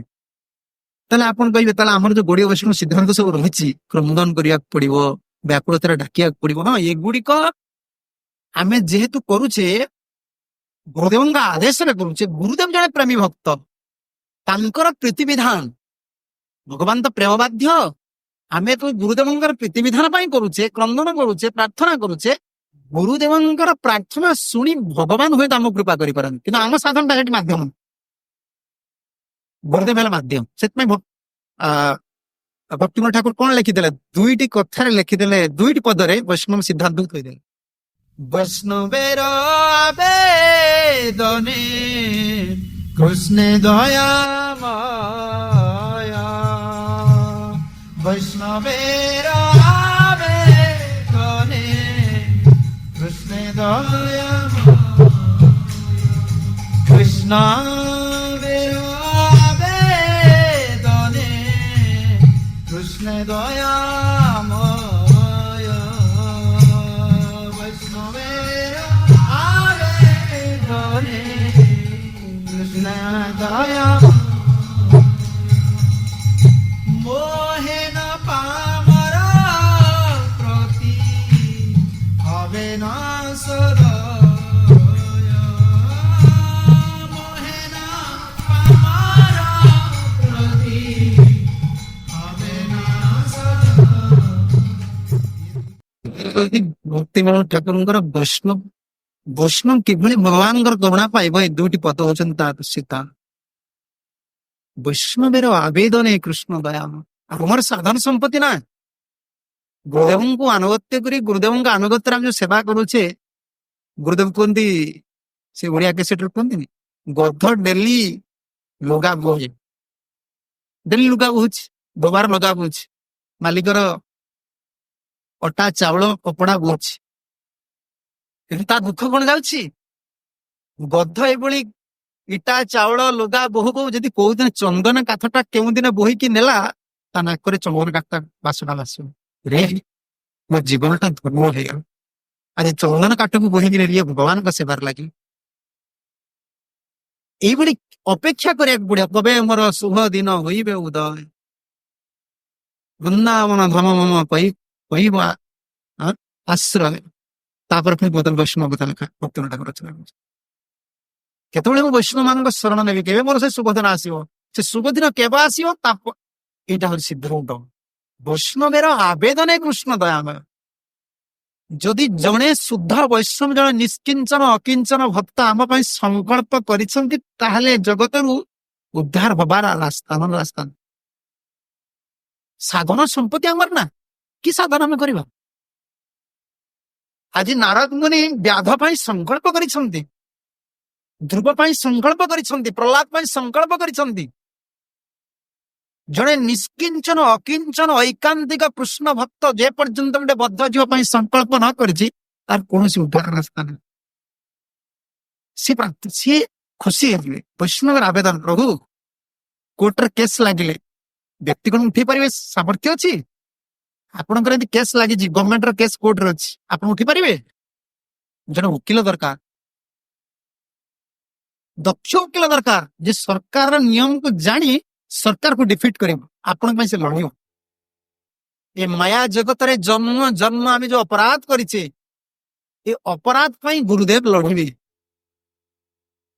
ଆବେଦନ କରିବେ କୃଷ୍ଣଙ୍କ ନିକଟରେ ପ୍ରଭୁ ଇଏ ଯେତେ ଅପରାଧ କରିଛି ଆଉ ଟିକେ କ୍ଷମା କର ବୈଷ୍ଣବେର ଆବେଦନ କୃଷ୍ଣ ଦୟାମୟ କୃଷ୍ଣ ତ ଦୟାମୟ ସେ ଠିକ ବୈଷ୍ଣବ ଆବେଦନ କଲାଣି ଛାଡ଼ ଆମର ସମ୍ପତ୍ତି ନାହିଁ ସାଧନାଙ୍କର ସମ୍ପତ୍ତି ନା ସମ୍ପତ୍ତି ହଉଛି ଜଣେ ଶୁଦ୍ଧ ଐକାନ୍ତିକ ଭକ୍ତ ବୈଷ୍ଣବ ମାନଙ୍କର ଆଦେଶ ବୈଷ୍ଣବ ମାନଙ୍କର ସେବା ଗୁରୁକୃଷ୍ଣଙ୍କର ସେବାକୁ ଆଶ୍ରୟ କରି ଯଦି ତାଙ୍କର କରୁଣା ପ୍ରାପ୍ତ ହେଲେ ତ ହେଇଯିବ ଏ ଗୋଟିଏ ରାସ୍ତା ଆଉ କିଛି ନାହିଁ ତାଦେର ଚରଣ ସେବୀ ଭକ୍ତ ସନେ ବାସ ଜନମେ ଜନମେ ମୋର ଏଇ ଅଭିଳାଷ ଇଏ ମହାପ୍ରଭୁଙ୍କ ସିଦ୍ଧାନ୍ତ ଇଏ ଗୁଣୀୟ ବୈଷ୍ଣବ ସିଦ୍ଧାନ୍ତ ଏଠି ଦମ୍ଭ ନାହିଁ କି ସାଧନର ବଳ ଭଗବାନ ତ ପ୍ରେମ ବସ ଭଗବାନ ସବୁ କିଛି କରିପାରିବେ ଆରେ ଅଦ୍ୱୈତ ଆଚାର୍ଯ୍ୟ ସ୍ୱୟଂ ସଦାଶିବ ସେ କହିଲେ ନା ତମ ପାଖରେ ରହିବେ କାରଣ ତୁମର ପ୍ରଚାର କାମ ଅଛି ତୁମେ ସେଠି ପ୍ରଚାର କରିବ ନା ମତେ ମୋର ସେବା କେତେବେଳେ କରିବ ସେ ପ୍ରେମ ଭୟ ଦେଖିଛନ୍ତି ନା ବାପା ବଡାଏ ଜୀବନ ସେ ଛୋଟ ପୁଅଟା ବି ଥିବ ଛୋଟ ପୁଅ ତ ପାଖରେ ଥିବ ସେ ପୁଅ କହିବ ପୁଅ ମତେ ଟିକେ ଉଠେଇଲୁ ରେ ପୁଅ ଗୋଟେ ଆଙ୍ଗୁଳିକି ଧରିକି ଗୋଟେ ହାତକୁ ଉଠେଇ ପାରିବନି ପୁଅ ଉଠେଇଲୁ ମତେ ମାନେ ପୁଅକୁ ତାର ପ୍ରେମ ବସାଟାକୁ ସେ ଦେଖଉଛି ମୁଁ ବାପା କହୁଛି ପୁଅ ମୁଁ ତତେ କେତେ ଭଲ ପାଉଛି ଦେଖ ତୁ ମତେ ଉଠେଇଲେ ମୁଁ ଉଠି ପଡୁଛି ବାପା ସେଠୁ ହାତଟା ଉଠିବ କିନ୍ତୁ ପୁଅ ଯୋଉ ହାତଟାକୁ ଧରିଥିବ ପୁଅ ଜାଣିଲା ଦେଖ ମୁଁ ବାପାକୁ ଉଠେଇଦେଲି ପୁଅର ମନ ଖୁସି ହେଇଯିବ ସେ ଡେଇଁବ ମୁଁ ବାପାକୁ ଉଠେଇଦେଲି ବାପା ଉଠି ପାରୁନି ସେଥିପାଇଁ ଆଉ ଦିନେ ଯଦି ବାପା ଜ୍ୱରରେ ପଡିଥିବ ବି ସେ ଉଠି ପାରୁନ ତାକୁ ଆଣି କାନ୍ଦବ ଉଠ ବାପା ଉଠ ସିଏ ଭାବେ କଣ କି ମୁଁ ବାପା ସବୁଦିନ ଉଠେ ମୋ ବଳ ଦ୍ୱାରା ଭଗବାନ ସେଭଳି ଭକ୍ତର ଯୋଉ ସେବାଟା ଗ୍ରହଣ କରନ୍ତି ସେ ପ୍ରେମଟାକୁ ଦେଖନ୍ତି। ସେ କଣ ଉଠି ପାରିବେନି ନା କଣ? ଆଉ ଗୁରୁଦେବ ସେ କଥା କୁହନ୍ତି। ସେ ଅପେକ୍ଷା କରୁଛନ୍ତି କେତେବେଳେ ମତେ ପ୍ରେମୀ ଭକ୍ତ ଆସିବ, ମତେ ଉଠେଇବା ଦେବ, ମତେ ଭୋଜନ ଦେବ। ଇଏ ଭଗବାନ ଯଦି ବାବା ପୁଅର ତା ପୁଅଙ୍କ ପ୍ରତି ତାର ପ୍ରେମାଧିକ୍ୟ ସ୍ନେହାଧିକ୍ୟକୁ ପୁଅ ଅନ୍ତରରେ ପ୍ରକଟ କରିବା ପାଇଁ କାମଟା କରେ, ଭଗବାନ ସେଭଳି ଭକ୍ତ ଅନ୍ତରରେ ଭକ୍ତ ପ୍ରତି ତାଙ୍କର ବାତ୍ସଲ୍ୟତା, ଭକ୍ତ ପ୍ରତି ତାଙ୍କର କରୁଣତା, ତାଙ୍କ ପ୍ରେମ ପ୍ରଦର୍ଶନ କରିବା ପାଇଁ ବିଗ୍ରହ ହେଲେ ନା। ଆଉ କଳି ଯୋଉ ଭଳି ଧନ୍ୟ ଯୁଗ କେଉଁ ଯୁଗ ନାହିଁ, ଏତେ ବିଗ୍ରହ ଲୀଳା କେଉଁଠୁ ନାହିଁ। ତା ଭିତରେ ଓଡିଶା ହଉଛି ପ୍ରଥମ। ବ୍ରଜଭୂମିରେ ବିଗ୍ରହ ତ ଅଛନ୍ତି, ଅଛନ୍ତି। ଓଡିଶା ସ୍ୱୟଂ ପ୍ରକଟିତ ବିଗ୍ରହ କେତେ ଅଛନ୍ତି? ସ୍ୱୟଂ ପ୍ରକଟିତ ସ୍ୱୟଂ ଲୀଳା। ଏଇ ଯୋଉ ଭୂମିରେ ଆମର କଥା କହୁଛେ, ଏଇ ଯୋଉଠି ବସିଛେ, ଆଉ ଯେମିତି ଗୌଡୀୟ ବୈଷ୍ଣବ ମାନଙ୍କର ପରମ୍ପରାର ତାଙ୍କର ଇଷ୍ଟ ଥାଏ, କୁହନ୍ତି ଆମର କଣ ଇଏ ବଂଶ ପରମ୍ପରା ଠାକୁର। ଆମର ଇସ୍କନ ଭୁବନେଶ୍ୱର ବଂଶ ପରମ୍ପରା ଠାକୁର ଅଛନ୍ତି ଚେଣ ଗୋପା। ଯେତେ ଦିନ ପର୍ଯ୍ୟନ୍ତ ଇସ୍କନ ଇତିହାସରେ ଇସ୍କନ ଭୁବନେଶ୍ୱର ଥିବ, ଯିଏ ଟିକେ ଆସିବେ ସେ ଖୋଜିବେ ଯେ ବଂଶ ପରମ୍ପରା ଆଙ୍କର କୁଳ ଠାକୁର କିଏ? ଆମ କୁଳ ଠାକୁର ଗୋପା। ସେ ନାମ ମସ୍ତ। ଯିଏ ବିଶ୍ୱାସ କରିବେନି ସବୁ ମଦନ ମୋହନଙ୍କର ଲୀଳାକୁ, ମୁଁ ଆଗଥର ଆପଣଙ୍କୁ ସତର୍କ କରାଯାଉଛି ଯେ ଭଗବାନ ଏମିତି ଖେଳନ୍ତି, ଭଗବାନ ଖାଆନ୍ତି, ଭଗବାନ ଶୁଣନ୍ତି ପ୍ରେମୀ ଭକ୍ତ ପାଖ। ପ୍ରେମାଧୁକାଶୀ ଭକ୍ତ ପ୍ରେମେ ବାନ୍ଧି ଅଛି ହୃଦୟ ଭିତରେ, ଯାହା ନେତ୍ର ପଡେ ତାହା ଦେଖ। ଆମେ ସେ ପ୍ରେମ ନେତ୍ରରେ ବାନ୍ଧିଛି ସବୁବେଳେ ଭଗବାନ ଦେଖୁଛି। ଆମର ଯୋଉ ଗଦେଇଗିରି ଅଛନ୍ତି, ଗଦେଇଗିରି ଗିରିବଂଶର ଗଦେଇଗିରି ନାମକ ଜଣେ ବ୍ୟକ୍ତି ଥିଲେ। ଗଦେଇଗିରିଙ୍କର ପୁତ୍ର ଏଭଳି ପରମ୍ପରାରେ ଗୋପାଳଗିରି, ତାପରେ ଆସିଲେ ବାଉରୀଗିରି, ତାଙ୍କର ପୁଅ। ସେ ବହୁତ ସିଦ୍ଧ ମହାତ୍ମା ଥିଲେ, ଗୁରୁଦେବ ସେ ପରମହଂସ ଥିଲେ। ସେଭଳି ପରମହଂସ ଗୋପାଳଙ୍କର ଏଭଳି ଦାୟିତ୍ୱ ନିଅନ୍ତି, ପୂଜାରୀ ରୋଷେଇ କଲା କି ନାହିଁ ସେ ଦେଖ, କଣ ରୋଷେଇ କଲା, କେମିତି ଖାଇଲା ସେ ଦେଖ। ଆଉ ସେ ଗୋଟେ ଦିନ ତାଙ୍କର ଯିବାର ଅଛି, ଗୋଟେ କାର୍ଯ୍ୟରେ କିଛି ଦୂରକୁ ଯିବାର ଅଛି। ଏ ସାକ୍ଷାତ ନୀଳା। ସେ କଣ କଲେ ନା, ବାଡିରେ କଦଳୀ ହେଇଛି, ପାଚିଲା କଦଳୀ, ସେ ପୂଜାରୀ ଦେଇଗଲେ। କହିଲେ ପୂଜାରୀ ବାବା ଗୋପାଳଙ୍କୁ ଏଇ ପାଚିଲା କଦଳୀ ଟା ଲଗେଇ। ସେ ତ କର୍ମକାଣ୍ଡି ବ୍ରାହ୍ମଣ ଅଛନ୍ତି, ସେ କଣ କଲେ ନା ଏକାଥର କଦଳୀ କାନ୍ଦିକି କଲେ ଦେଇଛି ନା, ଏକାଥର ଲଗେଇଦେଲେ। ବୋଲେ ପୁରା ଗୋଟେ ଯାକ କଦଳୀ କାନ୍ଦିକି ସବୁ ଛଡେଇକି ଭଲ ରଖିଛି। ଆଉ ଇଏ ଯେତେବେଳେ ଭ୍ରମଣ କରିକି ଆସିକି ପହଞ୍ଚିଲେ, ଦେଖିଲେ ଗୋପାଳଙ୍କର ଆଖିରୁ ପାଣି, ନାକରୁ ପାଣି, ସବୁ ଥଣ୍ଡା ହେଇଗଲେ ବ୍ୟକ୍ତିକୁ ଯେମିତି। ସେ ଜାଣିଦେଲେ, ସେ ଜାଣିଦେଇ ପଚାରିଲେ, ନା ଗୋପାଳଙ୍କୁ ଯୋଉ କଦଳୀ ଦେଇଥିଲି ତମେ ଭୋଗ ଲଗେଇଛ ତ? ନା ଭୋଗ ଲଗେଇ। କେତେ ଦିନ ଲଗେଇ? ନା ଏକାଥର ସବୁ ଲଗେଇଦେଇ। ମାନେ ପ୍ରେମୀ ଭକ୍ତ ଅର୍ପଣ କରିছে ନା ଗୋପାଳଙ୍କୁ, ସେଟା ସେ ସ୍ୱୀକାର କରିନିଅନ୍ତି। ଭଗବାନ ଦୁଇଟା ଜିନିଷକୁ ସ୍ୱୀକାର କରନ୍ତି। ସେଥିପାଇଁ ରୋଷିଆ ଆଉ ପୂଜାରୀ ଦୁଇ ଜଣଙ୍କର ବହୁତ ଗୁରୁତ୍ୱ ଅଛି। ପୂଜାରୀ ଠିକ ସେ ଭୋଗ ନ ଲଗେଇବି, ତାର ଶ୍ରଦ୍ଧା ନାହିଁ, ପ୍ରୀତି ନାହିଁ, ବା ମାନସିକ ଭାବଧାରା ଟିକେ ଅଲଗା ଅଛି ବି, ପୁଣି ପୂଜାରୀ ଯଦି ଶୁଦ୍ଧ ଭାବରେ, ରୋଷିଆ ଯଦି ଶୁଦ୍ଧ ଭାବରେ ରୋଷେଇ କରିଛି, ଭଗବାନ ଗ୍ରହ କରିନିଅନ୍ତି। ଭଗବାନ ସଂକଳ୍ପ ଗ୍ରହଣ କରନ୍ତି, ଭାବଟାକୁ ଗ୍ରହଣ କରନ୍ତି, ପ୍ରଥମେ ଗ୍ରହଣ କରିଦେବେ। ପ୍ରମାଣ ନା ପ୍ରମାଣ ହେଉଛି ସୁଦାମାଙ୍କର ଚରିତ୍ର। ଭଗବାନ ସୁଦାମା ସାଙ୍ଗେ ଯୁକ୍ତି କରୁଛନ୍ତି ନା। ସୁଦାମା କହିଲେ ମୁଁ ବର୍ତ୍ତମାନ ଏଟା ଦେବିନି। ଆପଣ ଭକ୍ତ ସଂକଳ୍ପ କେମିତି କାଟିବେ? ଆପଣ ତ ଶାସ୍ତ୍ର ନିୟମ କରିଛନ୍ତି ଅହଂ ଭକ୍ତ ପରାଧୀନ। ଜୀବ ଗୋସ୍ୱାମୀ ପ୍ରଶ୍ନ କରୁଛି, ମୁଁ କହୁଛି ମୁଁ ଦେବିନି, ତୁମେ କେମିତି ଖାଇବ? ଭଗବାନ କହିଲେ ମୁଁ ତ ଭକ୍ତ ସଂକଳ୍ପ କେବେ କାଟିଲି, ତୋ ସଂକଳ୍ପ ମୁଁ ରଖୁଛି। ଘରୁ ଆଣିଲା ବେଳେ କୋଉ ସଂକଳ୍ପ କରିଥିଲି? ଘରୁ ଆଣିଲା ବେଳେ ସଂକଳ୍ପ କରିକି ଆସିଥିଲେ ଦେବି ବୋଲି, କିନ୍ତୁ ବର୍ତ୍ତମାନ କହୁଛି ମୁଁ ଦେବିନି। ଭଗବାନ କହିଲେ କାହିଁକି ଦେବନି? ନା ମତେ ବର୍ତ୍ତମାନ ଏଟା ଭଲ ଲାଗୁନି। ମାନେ କଣ କୁହାଯିବ, ଏଇ ଦ୍ୱାରକାର ଐଶ୍ୱର୍ଯ୍ୟକୁ ଦେଖି, ଦ୍ୱାରକାର ଭୋଗକୁ ଦେଖି, ଯୋଉଠି ରାଜଭୋଗ ଆପଣ ଭୋଜନ କରୁଛନ୍ତି, ସେଠି ଶୁଷ୍କ ଚିପିଟାକୁ ମୁଁ କେମିତି ଦେବି? ଭଗବାନ କହିଲେ ମୁଁ ତ ବସ୍ତୁର ସ୍ୱାଦ ଦେଖେ ନା, ମୁଁ ତ କହିଦେଇଛି ପତ୍ର ପୁଷ୍ପମ ଫଲଂ ତୋୟଂ। ଏଇ ଶ୍ଲୋକକୁ ଦିଥର କହିଛନ୍ତି ଗୀତା ଭାଗବତରେ, ଆଉ ସେଇ ସୁଦାମା ଚରିତରେ। କହିଲେ ହଁ ମୁଁ ବୁଝୁଛି ଯେ ତୁମେ କହୁଛ ସୁଦାମା କହୁଛନ୍ତି ମୁଁ ବୁଝୁଛି ଆପଣ ଭକ୍ତର ସ୍ନେହଟାକୁ ପ୍ରୀତିଟାକୁ ଗ୍ରହଣ କରନ୍ତି, କିନ୍ତୁ ମୋ ପ୍ରୀତି ସ୍ନେହଟା ଆପଣ କାଟିଦେବେ କେମିତି? ଭଗବାନ କହିଲେ ମୁଁ ପ୍ରଥମେ ତ ସଂକଳ୍ପଟାକୁ ଗ୍ରହଣ କରିଦେଇଛି। ନା କେବେ ଗ୍ରହଣ କଲ? ନା ଯେତେବେଳେ ମାଗିକି ଆଣିଲ ଆଉ ତୁମର ପତ୍ନୀ କାନିରେ ବାନ୍ଧିକି ଦେଲେ, ସେଟା କୋଉ ବୁଦ୍ଧିରେ ଦେଲେ? ସ୍ୱାଦ ବୁଦ୍ଧିରେ ଦେଇଛ କି ନାହିଁ? ଅସ୍ୱାଦ ବୁଦ୍ଧି ହେଇଥିଲେ ମୁଁ ଦେଇଥାନ୍ତି କି? ସ୍ୱାଦ ବୁଦ୍ଧିରେ ଯେହେତୁ ମୋ ପାଇଁ ପଠେଇଛ, ମୁଁ ତ ସେତେବେଳେ ଗ୍ରହଣ କରିଦେଲି। ତେଣୁ ତୁମ ସଂକଳ୍ପ ରଖୁଛି, ମୋ ସଂକଳ୍ପ ରଖୁନି। ତେଣୁ ତୁମେ ଯେହେତୁ ସ୍ୱାଦ ବୁଦ୍ଧିରେ ଘରୁ ବାହାରିକି ଆଣିଛ, ସେଟା ମୁଁ ସେତେବେଳେ ଗ୍ରହଣ କରିସାରିଲି। ତେଣୁ ବର୍ତ୍ତମାନ ଭୋଜନ ମଜାରି ଆଉ ରୋଷିଆ ଭିତରେ ବହୁତ ସାମଞ୍ଜସ୍ୟ ଅଛି। ରୋଷିଆ ସୁନ୍ଦର ଭାବରେ ଅତି ଶୁଦ୍ଧ ଚେତନାରେ ପ୍ରୀତି ଭାର ରୋଷେଇ କରିଛି, ଭଗବାନ ଗ୍ରହଣ କରିବେ। ଆଉ ଇଏ ତ ପ୍ରେମୀ ଭକ୍ତ, ଇଏ ଦେଇଦେଇଛନ୍ତି କଦଳୀ, ବାଟରେ ହେଇଛି ଗୋପାଳ ପାଇବେ। ଆଉ ସିଏ ତାର କର୍ମକାଣ୍ଡ ଡ୍ୟୁଟି ବଜେଇବା କଥା ବଜେଇଲା, ତାର ଏକାଥରେ କଦଳୀ କାଣ୍ଡ ଲଗାନ୍ତି। କିନ୍ତୁ ପ୍ରେମୀ ଭକ୍ତର ପ୍ରେମରେ ତ ସିଏ ବସିବୁ ତ, ଆଉ ପୁରା ଜମ ହେଇଯାଇଛି, ଥଣ୍ଡା ହେଇଯାଇଛି। ଇ ତାଙ୍କ ପୁତ୍ର ଭାବରେ ଭଲ ପାଉ, ଇଏ ସେଠୁ ଗଲେ ଔଷଧ ସବୁ ଚେର ମୁଣି ଔଷଧ ଆଣି ସିଝେଇ ପାଣି ଦେଲା। ଗୋପାଳ ପାଣି ପିଇଲା ପରେ ତାଙ୍କର ଶରୀର ସେ ଦେଖି, ହଁ ଏବେ ଠିକ ଅଛି। ବିଗ୍ରହଙ୍କର ହାସ୍ୟ, ବିଗ୍ରହଙ୍କର ମୁଖର ଭଙ୍ଗିମା, ବିଗ୍ରହଙ୍କର ତେଜ, ବିଗ୍ରହଙ୍କର କୃପା, ଇଏ ପ୍ରେମୀ ଭକ୍ତ ଜାଣିପା। କୃପା ଅତିଶୟ, ପ୍ରଭୁ ଆଜି କାହିଁକି ଏତେ କୃପାମୟ ଦେଖାଯାଉଛନ୍ତି? ପ୍ରଭୁ ଆଜି କାହିଁକି ଏତେ ଉଦାର ଜଣା ପଡୁଛନ୍ତି? ପ୍ରଭୁ ଆଜି କାହିଁକି ଏତେ ଦୁଃଖୀ ଜଣା ପଡୁଛନ୍ତି? ବିଗ୍ରହ ଅଛନ୍ତି, ସାଧାରଣ ଲୋକ ଆମେ ବୁଝିପାରିବାନି। ଆମେ ଯଦି ସେ ବଂଶ ପରମ୍ପରାରେ ସେଇ କୂଳରେ ଆମେ ଆସୁଛୁ, ଆମେ ଜାଣିପାରୁଛୁ ଏଇଠି ରହିଛୁ, ଏଇ ଭୁବନେଶ୍ୱର ରହିଛୁ, ଏଇ କୃଷ୍ଣ ବଳରାମ ମନ୍ଦିର, ଏ ସବୁ ଆମର କଥା କୁହା ଠାକୁର। ଆମେ ତ କଥା କହି ଆମର ସେଭଳି ପ୍ରେମ ନାହିଁ, ପ୍ରେମାତିଶୟ ନା। ଏ ଯୋଉ କୁଣ୍ଡ, ଏଇ ଚନ୍ଦନ କୁଣ୍ଡ, ଏବେ ସରକାର ତ କଣ କହି ଆମେ ଜାଣିନୁ। ଏଇ ଚନ୍ଦନ କୁଣ୍ଡ ଗୋଟେ ଦିନରେ ଖୋଳା ଯାଇଛି। ଗୋଟିଏ ଦିନରେ ପଲିଥିନ ଏତେ ବଡ ଖୋଳା ହେଇଥିଲା, ଛୋଟ ଖୋଳା ହେଇକି ଗୋକୁଳାନନ୍ଦ ପ୍ରଭୁ ଗୋଟିଏ ଦିନରେ ଖୋଳିକି ଚନ୍ଦନ ଯାତ୍ରା କରାଗଲା, କୃଷ୍ଣ ବଳରାମଙ୍କର ଆଦେଶ। ଏଇ କୋଠା ଘରେ ମତେ ବହୁତ ଗରମ ହଉଛି, ଆଉ ଜଗନ୍ନାଥଙ୍କ ପାଇଁ ରଥଯାତ୍ରା ହଉଛି, ମୋ ପାଇଁ କାହିଁକି ଚନ୍ଦନ ଯାତ୍ରା ହବ? ମତେ ଗରମ ହଉଛି, ଶୀଘ୍ର ମୋ ପାଇଁ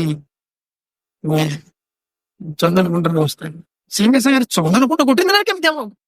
ଠିକ କେଉଁ ଦିନ ନା ଅକ୍ଷୟ ତୃତୀୟା ପୂର୍ବ ଦିନ। ଅକ୍ଷୟ ତୃତୀୟା ଆରମ୍ଭ ପୂର୍ବ ଦିନ କଣ କରାଯିବ? ପଲିଥିନ ଅଳ୍ପ ଖୋଳା ହେଲା, ପଲିଥିନ ମଗା ହେଲା। ପଲିଥିନ ମଗା ହେଇକି ଅଳ୍ପ ଟିକେ ଖୋଳା, ତା ଦେହରେ ପାଣି ରହିଲା। ସାଙ୍ଗେ ସାଙ୍ଗେ ମିସ୍ତ୍ରୀ ଡାକିକି ଗୋଟେ ଛୋଟ ଡଙ୍ଗା ତିଆରି ହେଲା, ସେ ଡଙ୍ଗା ପ୍ରଭୁ ପ୍ରେମାତିଶ ଭକ୍ତ ଭଗବାନ ପ୍ରେମରେ ସେ ଭିକାର। ଆମର ତ ସେ ଭାଗ୍ୟ ନାହିଁ। କିନ୍ତୁ ବିଗ୍ରହ ଲୀଳା ଏ କହିବା ପୂର୍ବରୁ ମୁଁ ଆପଣ ପ୍ରତ୍ୟକ୍ଷ ପ୍ରମାଣ ଦେଲି। ଆମେ ଏଇଠି ରହୁଛେ, ପ୍ରଭୁଙ୍କର ସେବା କରୁଛେ, କିନ୍ତୁ ଆମ ପାଇଁ ସେ ଜ୍ଞାନ ଆସୁଛି। ଆସ ମନ୍ଦିର ପ୍ରଭୁଙ୍କର ଜ୍ଞାନ କରୁଛୁ, ପ୍ରଭୁ ଆସୁଛନ୍ତି ସେବା କରୁ। ମନ୍ଦିର ଅପରିଷ୍କାର, ପ୍ରଭୁଙ୍କ ସ୍ଥାନ ନାଇଁ। କିଶୋର ଅପରିଷ୍କାର ହେଇଗଲା, ଆମେ ସ୍ୱର ଚେତନାର ଅଛୁ, ଏ ସ୍ୱରଟା ଅପରିଷ୍କାର ହେଇଗଲାନି, ରୋଗ ହେଇଗଲାନି। ପ୍ରେମୀ ଭକ୍ତର ତାହା ନାହିଁ। ପ୍ରେମୀ ଭକ୍ତ ଯେହେତୁ ସର୍ବତ୍ର କୃଷ୍ଣଙ୍କୁ ଯାହା କୁହନ୍ତି, ଆମେ ଶୁଣୁଥିଲୁ ନା, ରଘୁନାଥ ପାଦେ ମୁଁ ବେଚି ଅଛି ମଥା, ସେ ମଥା ବିକ୍ରି କରିଦେଇছে। ସର୍ବସ୍ୱ ଆତ୍ମସମର୍ପଣ କୃଷ୍ଣ ପାଇଁ। ତତ୍ସୁଖ ସୁଖିତ୍ୱ ଭାବନା। ଗୋପୀ ହବାଟା କଣ କି? କଣ ଗୋପୀ ହବାଟା ଗୋଟେ ପରମ୍ପରା ନା କଣ? ଶିକ୍ଷା ଗୋପୀ ଭାବରେ ପରମ୍ପରା ଶିକ୍ଷାରେ ଅଛି, କିନ୍ତୁ ଅନ୍ତର ଭାବଟା କଣ? ତତ୍ସୁଖତ୍ୱ ସୁଖୀ, ତାଙ୍କ ସୁଖରେ ସୁଖୀ। କୃଷ୍ଣ ସୁଖରେ ସୁଖ, ମୋର ସୁଖ ବୋଲି କିଛି ନାହିଁ।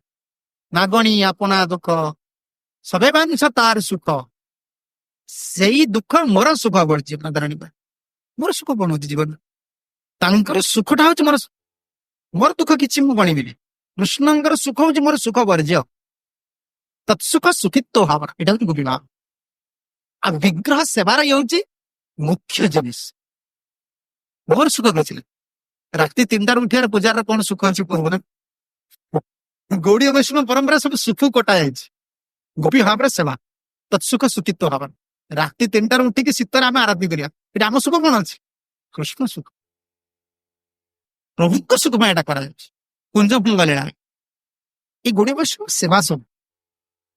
ତେଣୁ ଇଏ ତ ପ୍ରେମୀ ଭକ୍ତ ଦାମୋଦର ଚତୁର୍ବେଦୀ, ତାଙ୍କର ଗୋଟିଏ ପୁଅ ଥିଲା। ଅଦ୍ୱୈତ ଆଚାର୍ଯ୍ୟ ଦେଇ ଆସିଲା ପରେ ବହୁ ଦିନ ପରେ ସନାତନ ଗୋସ୍ୱାମୀ ଯାଇ ପହଞ୍ଚିଲେ।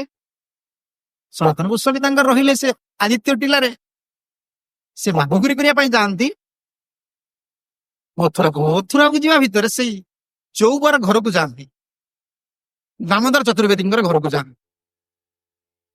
ଦାମୋଦର ଚତୁର୍ବେଦୀଙ୍କର ଗୋଟିଏ ପୁଅ ଥାନ୍ତି, ଆଉ ଏତିକି ପୁଅ ହେଲା ମଦନ ମୋହନଙ୍କୁ ଦେଇଛନ୍ତି ତ। ଆଉ ତାଙ୍କର ପୁଅର ନାମ ସଦନ, ଆଉ ଠାକୁରଙ୍କର ନାମ ମଦନ। ସଦନ ଆଉ ମଦନ ଦୁଇ ଭାଇ, କଣ ଏ ଦୁଇ ଭାଇ ଭଳି ଚଳନ। ମାଙ୍କର ନାମ ଦାମୋଦର ଚତୁର୍ବେଦୀଙ୍କର ସ୍ତ୍ରୀଙ୍କର ନାମ ବଲ୍ଲଭା ଦେବୀ। ସେ ପୁରା ପୁତ୍ର ଭାବରେ ସେବା, ଭଗବାନ ତାଙ୍କ ଘରେ ଯଦି ବିଗ୍ରହ ଉପରେ ଥାନ୍ତି ଏକ ସଙ୍ଗରେ ପିଲା ହେଇକି ଖେଳନ୍ତି, ଏକ ସଙ୍ଗରେ ବାଳକ ସାଙ୍ଗ ସାଙ୍ଗରେ ଖେଳିବେ, ଆଉ ଉଚ୍ଚିଷ୍ଟ ଖାଇବେ, ମାରପିଟ ଲାଗେ। ସନାତନ ମାଧୁକରୀ କରିବାକୁ ଯାଇଛନ୍ତି। ମଦନ ମୋହନ କେମିତି ଆସିଲେ? ଦୁଇଟି ଲୀଳା ଅଛି। ଗୁରୁଦେବ ଗୋଟିଏ ଲୀଳା କରନ୍ତି, ୟା ପର ଲୀଳାଟି ଏ ବି ଗୋଟିଏ ଲୀଳା ବୈଷ୍ଣବ ପରମ୍ପରାରେ ଅଛି। ଯେତେବେଳେ ସନାତନ ଯାଇକି ଦେଖିଦେଲେ ଅପୂର୍ବ ମାଧୁରୀ ମଦନ ମୋହନଙ୍କ ରୂପକୁ, ସେ ବିଗ୍ରହ ଦର୍ଶନ କରିଦେଲେ, ବହୁତ ଖୁସି। କି ସୁନ୍ଦର ବିଗ୍ରହ।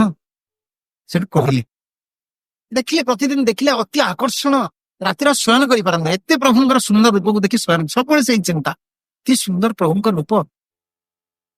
କିନ୍ତୁ ସେ ଦେଖନ୍ତି ସେ ପିଲା, ତାଙ୍କର ପିଲାମାନଙ୍କ ସେ ଘରରେ କିଛି ନୀତିକାନ୍ତି ନାହିଁ।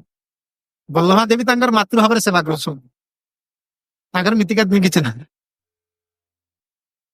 ମନ୍ଦିରରେ ସବୁ ବିଧି, ବିଧିଟା କାହିଁକି ପ୍ରାଧାନ୍ୟ ଦିଆଯାଇଛି କି? ନା ବିଧିଟା ନ ରଖିଲେ ପରମ୍ପରାର ଶିକ୍ଷା ରହିବନି। କାଲି କେହି ସହଜେ ଆସିକି ପହଞ୍ଚି ସବୁ ପରମ୍ପରା ମାନ, ସେ ଆଉ ଘଣ୍ଟି ବଜେଇବନି, ଶଙ୍ଖ ବଜେଇବନି, ସେ କହେ ଶୁଖିଲା ଖଇ ପକାଅ, ଠାକୁର ତ ପ୍ରେମରେ ବସ। କିନ୍ତୁ ଖାଇଲା ବେଳକୁ କବି ଝୋଳ ଖାଇବ, ପନିର ମାଟ କରିବ। ସେ ନାଇଁ କି ପରମ୍ପରାର ବିଧିଟା କଡାକରି ଧରା ହେଇଛି। ଆଚାର୍ଯ୍ୟ ମାନେ ଢିଲା ନୁହନ୍ତି। ଭକ୍ତି ସିଦ୍ଧାନ୍ତ ଠାକୁର ପ୍ରଭୁପାଦ ଯେତେବେଳେ ପ୍ରଶ୍ନ କରାଗଲା, ସେ କହିଲେ ନା, ପରମ୍ପରାର ବିଧିକୁ ଗୋଟିଏ, ମୁଁ ମୋର ଶରୀରରେ ରକ୍ତ ଥିଲା ପର୍ଯ୍ୟନ୍ତ ପରମ୍ପରାର ଗୋଟିଏ ବିଧିକୁ ମୁଁ ମାନିବାକୁ ଦେବି, ଆଉ ମୋର ଶିଷ୍ୟ ମାନଙ୍କୁ ମୁଁ ସେ ତାଲିମ ଦେବି। ମହାପ୍ରଭୁଙ୍କର ଗୌଡୀୟ ବୈଷ୍ଣବ ପରମ୍ପରାର ମର୍ଯ୍ୟାଦାରେ ଆଗେ ରହିବ। କାରଣ ଏ କଳିଯୁଗ, ବହୁତ ଦେହାଭିମାନୀ ବ୍ୟକ୍ତି ମାନେ ଆସିବେ, ସହଜିଆ ଲୋକମାନେ ଆସିବେ। ସେମାନେ କଣ କରିବେ ନା, ପରମ୍ପରାର ବିଧିଟାକୁ ଭାଙ୍ଗି ଦେଇକି ସବୁ ସ୍ୱର ଚେତନା କାମ କରିବେ। ସେଥିପାଇଁ ବିଧିଟା ପଢା କରି ରଖାଗଲା ମନ୍ଦିର ମାନଙ୍କ। ନାଇଁ ମଙ୍ଗଳାରତି ଏ ସମୟରେ, ଏଇ ସମୟରେ ପ୍ରଭୁପାଦ ଯେ ଏତେ ବଡ ଇନଷ୍ଟିଟ୍ୟୁସନ କଲେ, ବିଦେଶୀ ମାନେ କହୁଥିଲେ ଷ୍ଟ୍ରିକ୍ଟଲି ନା ମଙ୍ଗଳାରତି ଏ ସମୟ ପାଞ୍ଚଟା ହେଇପାରିବନି। ପ୍ରତିଦିନ ଡ୍ରେସିଂ କରାଅ, ପ୍ରତିଦିନ ଶୃଙ୍ଗାର, 7 ଦିନ ଥରେ ସେ ନିୟମ ଚଳିବ ପ୍ରତିଦିନ। କାରଣ ଜାଣିଛନ୍ତି 7 ଦିନ ନ କଲେ ବି କିଛି ଦିନ ପରେ ଟୋଟାଲ ଇଏ କରିବେନି, ସେ ଖଣ୍ଡିଆ ଡ୍ରେସ ଦେବେ। କିନ୍ତୁ ଡେଲି ନିଜ ଡ୍ରେସଟାକୁ ସର୍ଫ ଦେଇକି ସର୍ଫ ଏକ୍ସେଲରେ ସଫା କରିବେ। ଇଏ କୋଉ ସେବା? ସହଜିଆ ମାନେ ଆସିବେ। ସେଥିପାଇଁ ମନ୍ଦିରରେ ବୁଦ୍ଧିଟାକୁ କଡା କରି ରଖାଯାଇଛି, ମାନେ ପରମ୍ପରା ଶିକ୍ଷା ରହିବନି। କିନ୍ତୁ ପ୍ରଭୁ ପ୍ରୀତିରେ ବସ। ପ୍ରୀତିରେ କାହାର ବସ? ନା ଯିଏ ଅନର୍ଥ ନିବୃତ୍ତି, ନିଷ୍ଠା, ରୁଚି, ଆସକ୍ତି ଭାବସ୍ତରକୁ ପଳେଇଛନ୍ତି, ସେ ସାଧକଙ୍କ ନିକଟରେ ବିଧି କିଛି ନାହିଁ। ବିଧି ନାହିଁ ମାନେ ନୁହେଁ ଯେ ଆପଣ କହିବେ ତାହେଲେ ଶାସ୍ତ୍ର ନିୟମଟା ଭଙ୍ଗ ଲାଗା। ନା ନା, ବିଧି ତାଙ୍କର ଅନୁସରଣ କରନ୍ତି, ସିଏ ବିଧିର ଅନୁସରଣ। ଗୌଡୀୟ ବୈଷ୍ଣବ ତତ୍ତ୍ୱ କଣ କି? ଆମକୁ କଣ କହିବା ସାଧାରଣ ଏସବୁ ସଭା ସମିତିରେ ତ କହିବା ସମ୍ଭବ ନୁହେଁ, ଆଉ ଖୋଲିକି ଗୋଟେ କହିହବନି। ଗୌଡୀୟ ବୈଷ୍ଣବ ଯାହା କହନ୍ତି, ଗୋଟେ ଇଂଲିଶରେ କହନ୍ତି ଏଟା ସଲିଡ ଗୋଲ୍ଡ। ଗୋଲ୍ଡ ତ ଗୋଲ୍ଡ, ପୁଣି ସଲିଡ ଗୋଲ୍ଡ କଣ? ସଲିଡ ଲୋକ ଲଗାନ୍ତି, ସଲିଡ ସଲିଡ। ଇଏ ହଉଛି ଗୋଟେ ବାସ୍ତବିକ ମାନେ ଜୀବନ୍ତମୟ ତତ୍ତ୍ୱ। କୃଷ୍ଣ ତତ୍ତ୍ୱ ଯୋଉ ଅଛନ୍ତି ଗୌଡୀୟ ବୈଷ୍ଣବ, ଜୀବନ୍ତମୟ ତତ୍ତ୍ୱ ଉପଲବ୍ଧି କରିବା।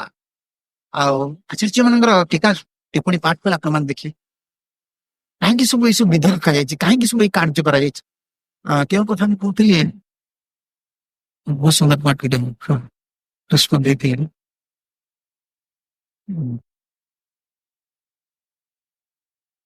ସେବା ବିଷୟରେ ଯାହା ବି ହଉ, ଯେତେବେଳେ ପ୍ରେମୀ ଭକ୍ତର ପ୍ରେମ ସେବାଟାକୁ ସ୍ୱୀକାର କରନ୍ତି, ହଁ ବ୍ୟକ୍ତିଟା କିଭଳି ଭକ୍ତକୁ ଅନୁସରଣ ଶୁଣିଲା ବେଳେ ଟିକେ ଏମିତି ସାହାଯ୍ୟ କରିବେ। କେତେବେଳେ ମୁଁ କହିକି ଆସୁନି କି ଏଗୁଡା ମନେ ରଖି ଆସୁନି, ଯାହା ଆପଣମାନଙ୍କ ଦୟାର ଆପଣମାନଙ୍କ ପାଠ ଯାହା ଆସୁଛି, ବିଧି आमने विधि को अनुसरण करिया विधि मार्ग भक्त विधि मार्ग आम विधि को अनुसरण कर चलছে ना किंतु जार अनर्थ निवृत्ति अनर्थ निवृत्ति निष्ठा आसक्ति रुचि भाव स्तर पहुंची विधि अनुसरण कर प्रमाण क्योंटी अच्छी ना विधि धर्म छाड़ी करे कृष्णर सेवन चैतन्य चैतन्य विधि धर्म छाड़ी करे कृष्णेर सेवन विधि धर्म छाड़ी करे कृष्णेर सेवन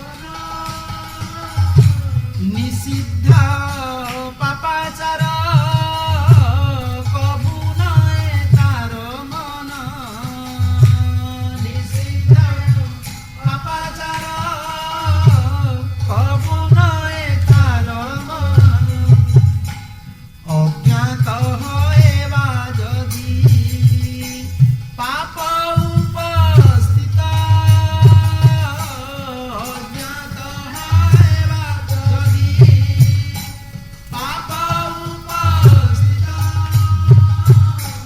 कृष्ण तारे क्षमा करे ना करे प्रायश्चित कृष्ण तारे क्षमा करे ना करे प्रायश्चित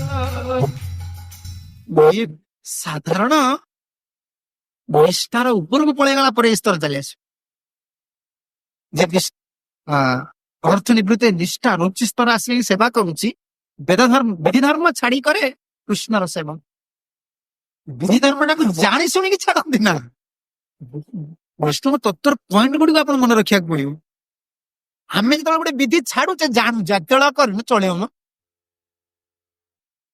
चलो एटा न कले आम विधि टाक छाड़े जाणी छाड़े कि गोपी माने जो गृह त्याग करते जानी नथिले आवेश कृष्ण सेवारे प्रेमी भक्त जो कौन विधि को लंघन करुच्ची से ज्ञात ना सेवार तन्मय अवस्था रही सका तो गायत्री करूनी अरे मु तो कौन ये भोजन प्रभु को देनी विधि विधि धर्म छाड़ी देती तन्मयता अवस्था रही सर्व चिंता ना कि आम जोटा ढिला करुचे विधि आम जानी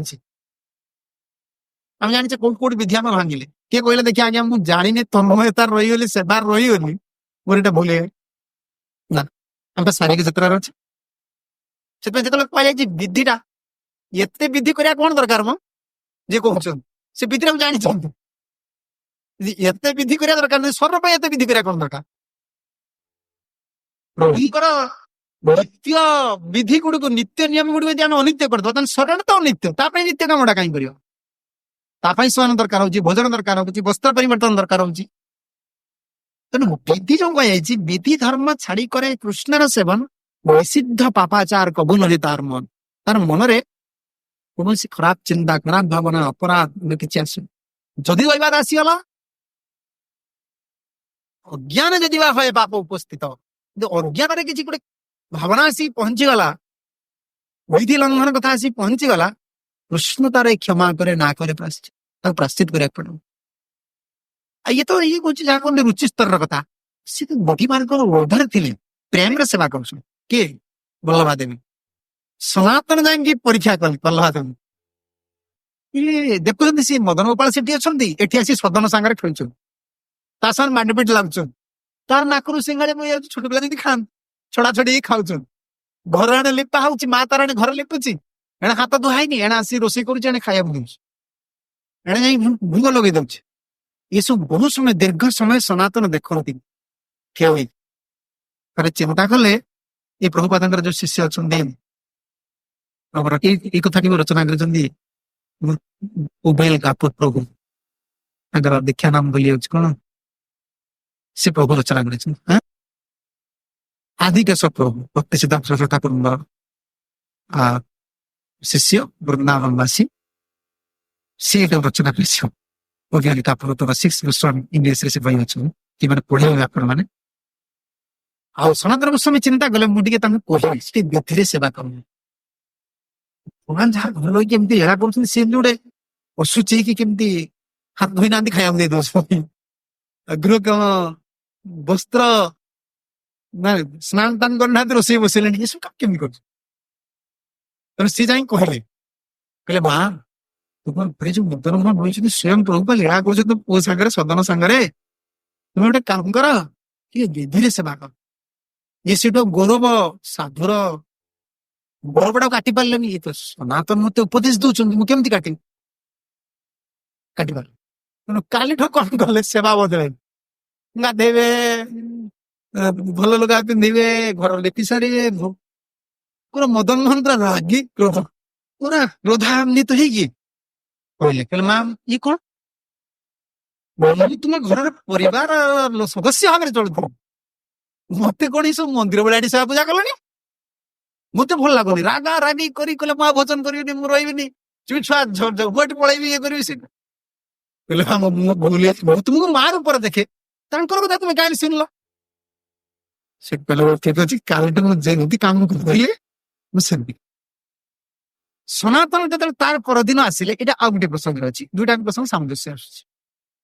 ସନାତନ ତା ପରଦିନ ଆସିଲେ, ତାଙ୍କ ମନରେ ଯୋଉ ବିଧି ଭାବଟା ଥିଲା, ସେ ଗୋଟେ ଅଦ୍ଭୁତ ଦୃଶ୍ୟ ଦେଖିଲେ। କଣ ନା ସଦନ ଆଉ ମଦନ ପ୍ରଭୁ ଦୁଇ ଜଣ ଏକା ଜାଗାରେ ବସି ଖାଉଛନ୍ତି, ଇଏ ତାଙ୍କ ଉଚ୍ଚିଷ୍ଟକୁ ଛଡେଇ କଲେ।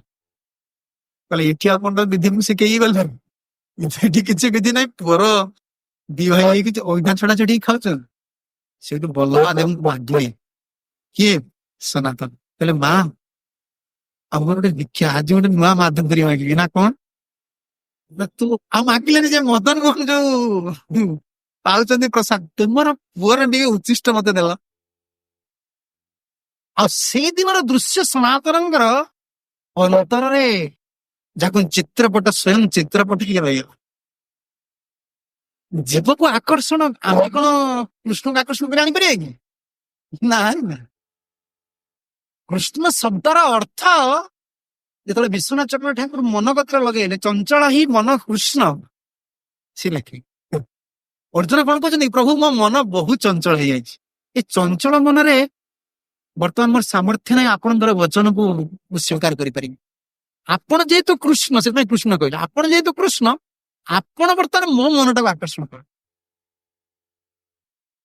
ଭଗବାନ ଜୀବକୁ ଯଦି ଆକର୍ଷଣ କରିବେ, ଜୀବ ଭଗବାନଙ୍କର ରୂପ, ନାମ, ଗୁଣ ଆସ୍ୱାଦନ କରିପାରିବେ।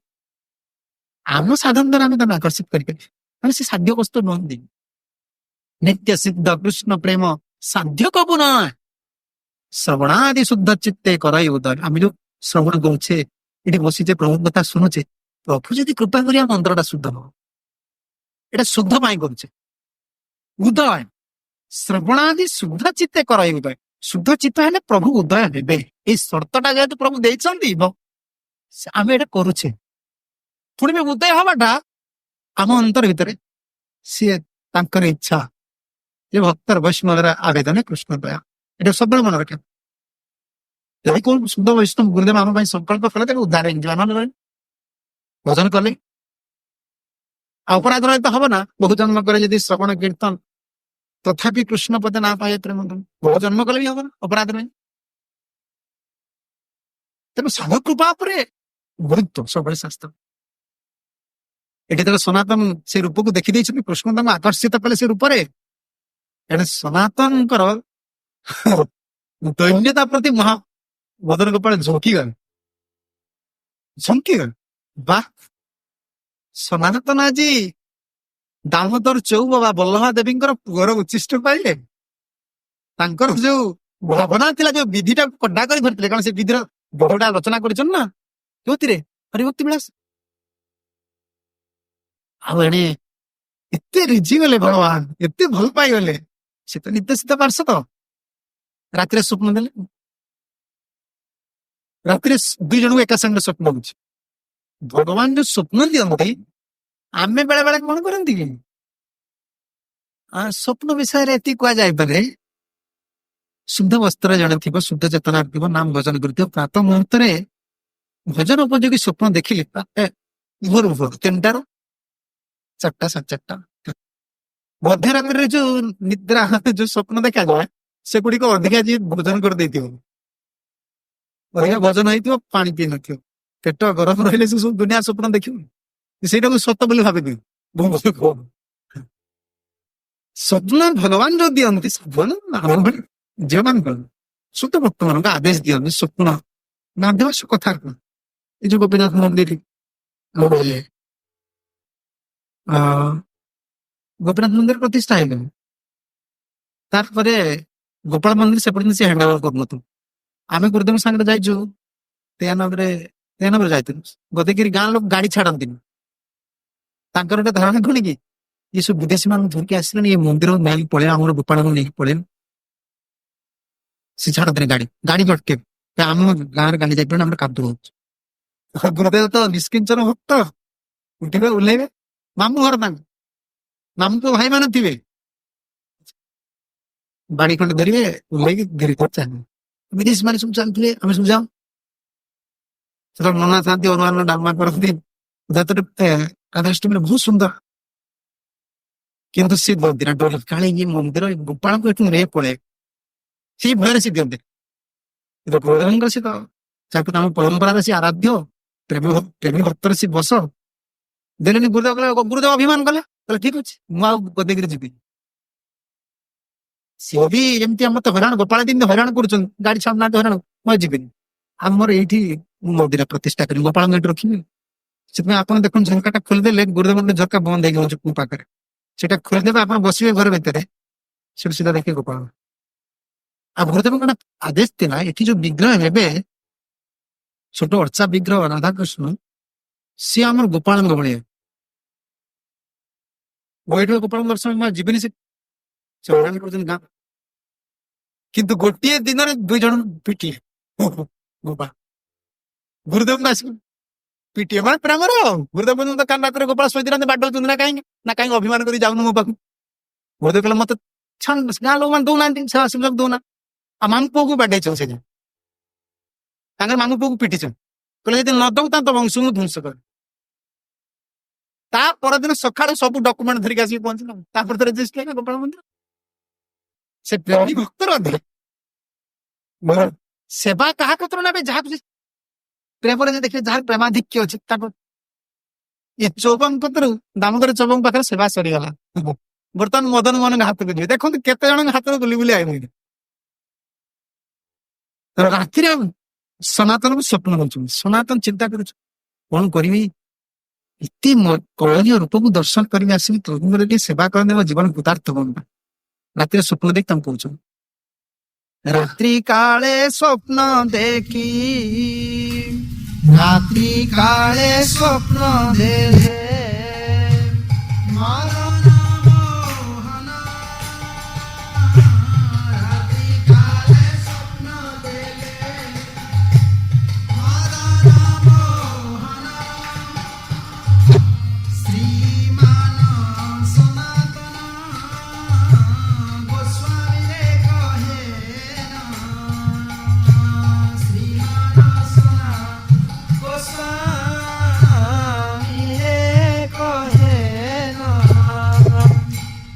তুমি মোরে চৌপের মন হইতে আনি তুমি মোরে চৌপের মন হইতে আনি সেবা কর দিয়া মাত্র তুলসিয়ার পানি সেবা কর দিয়া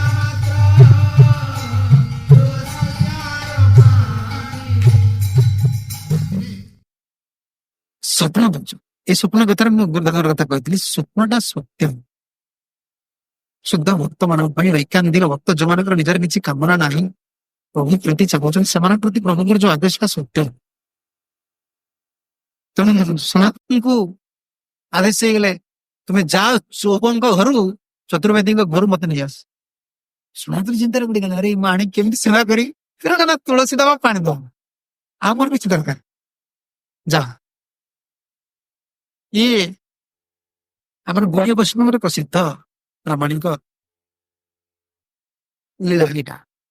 କିନ୍ତୁ ବ୍ରଜବାସୀ ମାନଙ୍କର ମଥୁରାରେ ଯୋଉ ପ୍ରସିଦ୍ଧ ଲୀଳା ଯୋଉଟା ଗୁରୁଦେବ କୁହନ୍ତି ବ୍ରଜବାସୀ ମାନେ ମଥୁରାବାସୀ ମାନେ କୁହନ୍ତି ମଦନ ମୋହନ ଏଇଭଳି ସନାତନ ପାଖକୁ ଗଲେ ସମାନ ଜିନିଷ ଟିକେ ପାର୍ଥକ୍ୟ କଣ ଅଛି ନା ଇଏ ସେଇ ଦାମୋଦର ଚୌବରେ ଘର ଥିଲେ ମଦନ ମୋହନ। ମଦନ ମୋହନଙ୍କର ରୂପକୁ ଦେଖି ସନାତନ ଆକର୍ଷିତ ହେଇଗଲା ପରେ ଯେତେବେଳେ 4ଟା ବେଳେ ହେଲେ ଫେରନ୍ତି ବାନ୍ଧଗିରି କରିକି, ଇଏ ସଦନଙ୍କ ସହିତରେ ମଦନ ମୋହନ ଆଉ ପିଲା ବାଲ୍ୟ ଗୋପ ବାଳକ ମାନଙ୍କୁ ନେଇ ସବୁ ଖେଳନ୍ତି, ବ୍ରଜବାସୀ ପିଲାମାନଙ୍କୁ ସବୁ ଖେଳନ୍ତି। ଯେତେବେଳେ ନେଇକି ଖେଳନ୍ତି, ସେ ଖେଳିବା ସମୟରେ ସନାତନ ସେଇ ବାଟେ ଯାଆନ୍ତି। ଯିବା ସମୟରେ ସେ ଦେଖନ୍ତି ସବୁ ବାଳକ ଅଲଗା, କିନ୍ତୁ ୟା ଭିତରେ ଗୋଟେ ବାଳକ ଖେଳୁଛି। ସେ ମଦନ ମୋହନ ଖେଳ, ଆରେ ଇଏ ତ ବହୁତ ବାଳକ। ସେ ବାଳକ ରୂପ ଧରିଛନ୍ତି କିନ୍ତୁ ସନାତନ ଜାଣିପାରନ୍ତି। ଆରେ ଚୁଡୁବଙ୍କ ଘରେ ଯୋଉ ବିଗ୍ରହ ଦେଖିଥିଲେ ତ ସେଇ ବାଳକ ଭଳି ଦେଖାଯାଉଛ। ମଦନ ମୋହନ ସେଠି ଆଣ ଅଛନ୍ତି, ଏଠି ଆସି ପିଲାଙ୍କ ସାଙ୍ଗେ ଖେଳୁଛୁ। ସନାତନକୁ ଆକର୍ଷଣ ଲାଗେ, ଆରେ ଇଏ ତ ସେଇ ପିଲା ଭଳିଆ ଲାଗୁଛୁ। ଆଉ ସିଏ କଣ କରିବେ, ଡେଲି ଆସିକି ମଦନ ମୋହନ ବାଳକ ରୂପରେ ସନାତନଙ୍କର ମୁଗାକୁ ଧରିବେ, ବାବା ବାବା ଆମେ ତୁମାର কাছে যাও। ବେଙ୍ଗଲୀ ଭାଷା ସବୁଠୁ ମଧୁର, ସେଥିପାଇଁ ମହାପ୍ରଭୁ ବେଙ୍ଗଲ ଲୋକ ଗାଳି ଦେଲେ ବି ଖୁସି লাগে। তুমি কি বললো, তুমি কি বললো, আরেকবার বলুন না। ମୋର ଓଡ଼ିଆରେ ଭାରି ଖାନ୍ତରା ଭାଷା। ତାଙ୍କର ଗାଳି ଦେଲେ ବି ମୁଁ ଶୁଣିଛି, ବହୁତ ସୁନ୍ଦର ଲାଗେ, ମଧୁର ଭାଷା। ବ୍ରଜବଲ୍ଲୀ ଆଉ ବେଙ୍ଗଲୀ ମହାପ୍ରଭୁ ସେ ଭାଷା କୁହନ୍ତି ନା। ଆଉ ସନାତନ କହୁଛନ୍ତି, সে আসি ধরিবে, বাবা বাবা আমি তোমার কাছে যাও।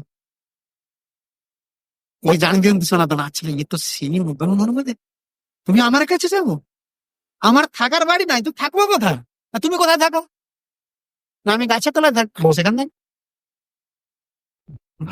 মোর তো ঘরের দ্বার নাই। সে তোমার তুমি রହୁଛ কোটি, না গଛ ତଳେ, ମୁଁ ଗଛ ତଳେ ରହି। সনাতন কোন করি, প্রত্যেকদিন আমি ঝগড়া লাগে, পুଣି গেলে পুଣି লুগাও ধরি, বাবা আমি তোমার কাছে যাবো। আরে তুমি খাবো কি, তুমি তো নন্দ মহারাজের ছেলে, তুমি খাবো কি, না তুমি কি খাও, না আমি শুষ্ক রুটি চানা খা, আমি তাই খাবো। বড় ঝামেলা করে ସବୁବେଳେ, ମୁଁ শুষ্ক রুটি চଣା ଖାଇବି, ତୁମେ ଯଦି শুষ্ক রুটি চଣା ଖାଉଛ ମୁଁ ଖାଇବି। ସେ ତ ବଡ ଝାমেলা ଲଗେଇଲେ, ତେଣୁ ଝାমেଲା ଲଗେଇଲେ ତାହେଲେ ମୋର ବି ଇଚ୍ଛା ଅଛି, କିନ୍ତୁ ଏ ତ ବାଳକ ରୂପରେ କହୁଛନ୍ତି, ମୁଁ ବର୍ଷା ବିଗ୍ରହ ନେଲା ମୋର ସେବା କଣ ତ ପ୍ରଭୁଙ୍କର ରୂପରେ ସାକ୍ଷାତ ପ୍ରେମୀ ଭକ୍ତ ସାଙ୍ଗରେ ଲୀଳା କରିବେ। ଠିକ ଅଛି ଠିକ ଅଛି। ସନାତନ ଚିନ୍ତା କରୁଛନ୍ତି, ଏତେ ବାର ମତେ କହିଲେଣି, ମୋର ବି ଇଚ୍ଛା ପ୍ରଭୁଙ୍କର ଟିକେ ସେବା କରେଇଲି, ଦେଖାଯାଉ ପ୍ରଭୁଙ୍କର କଣ ଇଚ୍ଛା। ରାତ୍ରି କୁଟୀର ଦ୍ୱାର ଦରଜା ମୁହଁରେ ଶୋଇଛନ୍ତି, ଛୋଟ ତ କୁଟୀର ଆଜି ବି ଅଛନ୍ତି ସଂସ୍ଥା। କିଞ୍ଚନ ଅନିକେତ ବୃକ୍ଷ, ଅନିକେତ ବାସ, ମାନେ ନିକେତ ନାହିଁ, ଗୃହ ନାହିଁ, ବସା ମାନେ ଘରେ ରହିନା, ବୃକ୍ଷ ତାଙ୍କର ଗୃହ। ଏକ ଏକ ଏକ ବୃକ୍ଷ ତଳେ ଏକ ଏକ ରାତ୍ରି ଶ୍ରବଣ। ସବୁ ଏହା ଶୁଣି ମହନ୍ତର ଅତି ସୁଖ ହୁଏ। ମହନ୍ତ ମାନେ ଗୋସ୍ୱାମୀ ଗଣ ମାନେ ଯେତେବେଳେ ଦୁଇ ଗୋସ୍ୱାମୀଙ୍କର କଥା ଶୁଣନ୍ତି, ରୂପ ସନାତନ କେମିତି ଚଢୁଛନ୍ତି, ସବୁ ଗୋସ୍ୱାମୀ ଖାଲି ଅତି ଆନନ୍ଦିତ ହୁଅନ୍ତି, ବାଃ କି ବୈରାଗ୍ୟ। ବିପ୍ର ଗୃହେ ସ୍ଥୂଳ ଭୂତ୍ୟା କାହା ମାଧୁ କରି, ଶୁଷ୍କ ରୁଟି ଚାନା ଚୋବାଏ ଭୋଗ ପଡି। ଯିଏ ହୁସେନ ଶାହ ଦରବାରର ପ୍ରଧାନମନ୍ତ୍ରୀ, ଯେ ହୁସେନ ଶାହଙ୍କର ଅର୍ଥମନ୍ତ୍ରୀ, ଶୁଷ୍କ ରୁଟି ଚଣା ଚୋବେଇକି ଭୋଗକୁ ତ୍ୟାଗ କରିଦେଇଥିଲେ, ତୁଚ୍ଛ କରିକି। ବୃକ୍ଷ ମୂଳରେ ଗୋଟିଏ ବୃକ୍ଷ ମୂଳରେ ଗୋଟିଏ ରାତି, ଯେତେ ରାତି ଶୁଣି ଏଭଳି ବୈରାଗ୍ୟ।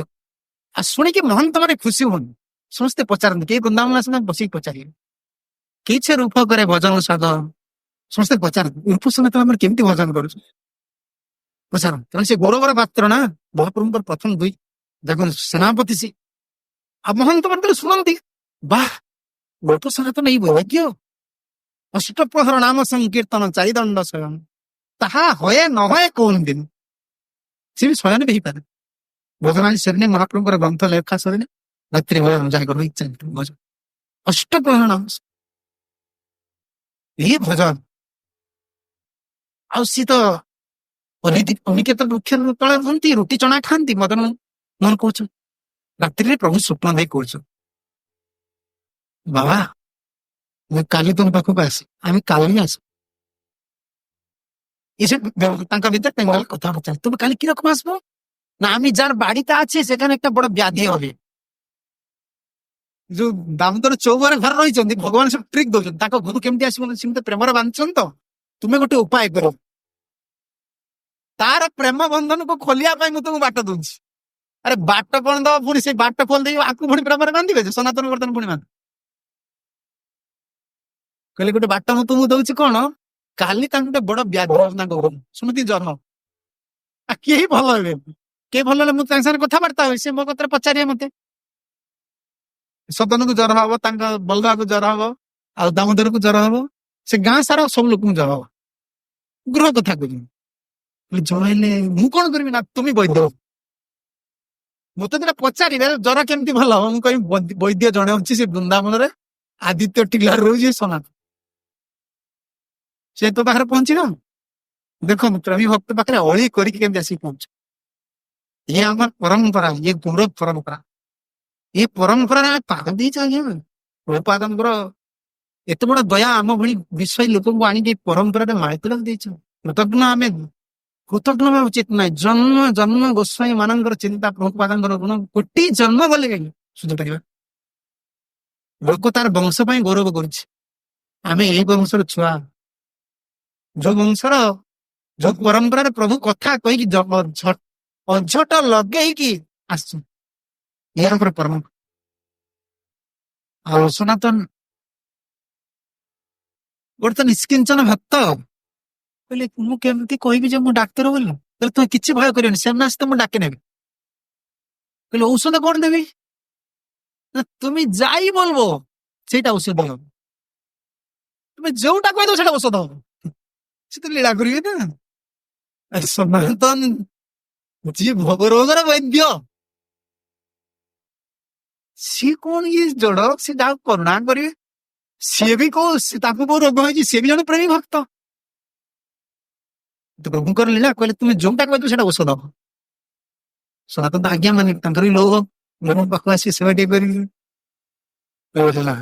ଦକ୍ଷିଣା କଣ ନା ତୁମେ ଯେତେବେଳେ ଦକ୍ଷିଣା ଦେବା ପାଇଁ କହିବେ କହିବେ ମୁଁ କିଛି ନେବି କିଛି ଆଣିବନି ଦକ୍ଷିଣା ସେଟା ତୁମକୁ କହିବେ ନିଶ୍ଚିତ ଆମକୁ ଜ୍ୱର ଭଲ କଲ କିଛି ଦକ୍ଷିଣା ଆଣିବ ତାହେଲେ ଦକ୍ଷିଣା କଥା କହିବେ ତୁମ ମୋର ଗୋଟିଏ ଜିନିଷ ଦରକାର ମତେ ଗୋଟେ ପୁଅ ଦିଅ ଭଗବାନ ମଦନ ମୋହନ କହୁଛନ୍ତି ମତେ ଗୋଟେ ପୁଅ ଦବ କହିବ ଏମିତି କହିବ ମତେ ଗୋଟେ ପୁଅ ଦିଅ ଆମେ ତ ଟିକେ ପାଳିବି ମୋ ବାବା ଝିଅକୁ ବୁଢା ହେଇଯିବି ମୋ ପାଖରେ ରହିବ ମତେ ଟିକେ ସେବା କରିବ ମତେ ଗୋଟେ ପୁଅ ଦିଅ ଆଗରୁ ସାଧୁ ମାନଙ୍କୁ ପୁଅ ସବୁ ଦଉଥିଲି ଓଡିଶାରେ ବାବା ମୋର ଗୋଟେ ପୁଅ ଦିଅ ମୋ ବୟସ ଉଦ୍ଧାର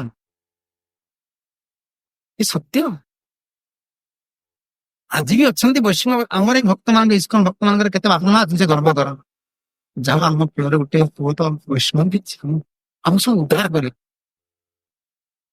ଆଉ ସିଏ ସେଇଭଳି କହୁଛନ୍ତି ସନାତନ ତ ଜାଣନ୍ତି ଭଗବାନ ତାଙ୍କୁ ଶିଖେଇ ଦଉଛନ୍ତି ଏଇ ବାଟେ କହିବି ଇଏ ତ ସରଳ ସାବୁ ତ କପଟ ଜାଣେ ନା ସେ ସରଳ ଲୋକ ସେ କଣ କହିଲେ ସବୁ କହିଦଉଛନ୍ତି ଏଇଆ ପୁରା ରେକର୍ଡିଂ କଲା ବେଳେ କହିଦଉଛନ୍ତି ଯାଇ କହିବ ମତେ ଗୋଟେ ପୁଅ ଦିଅ ଆଉ ତାଙ୍କର ଘରେ ଏଇ କଥା ଜଣା ପଡୁଛି କେବଳ ମଦନ ସଦନ ନଥିଲା ଆଉ ଅଧିକ ପୁଅ ଥିଲେ ଇଏ ସନାତନ କହୁଛନ୍ତି ତାଙ୍କର ତ ବହୁତ ପୁଅ ଅଛି ମୁଁ କୋଉ ପୁଅକୁ ଆଣି ମତେ କଣ କହିବି କହିବେ ଦେଖ ଯେତେବେଳେ କହିବେ କେଉଁ ପୁଅକୁ ନବ ସେତେବେଳେ ତୁମେ ଦେଖିବ ଯାହା ପାଦ ପାଖରେ ଭ୍ରମର ଗୁଣଗୁଣ ହେଇ ବୁଲୁଥିବ ସେ ମଦନ ମନ ନିଜେ କହୁଛ ଯାହା ପାଦ ପାଖରେ ଭ୍ରମର ଗୁଣ ଗୁଣ ଗୁଣ ହେଇ ଗୁଞ୍ଜନ କରୁଥିବ ସେ ଧରିକି ଚାଲି ଆସ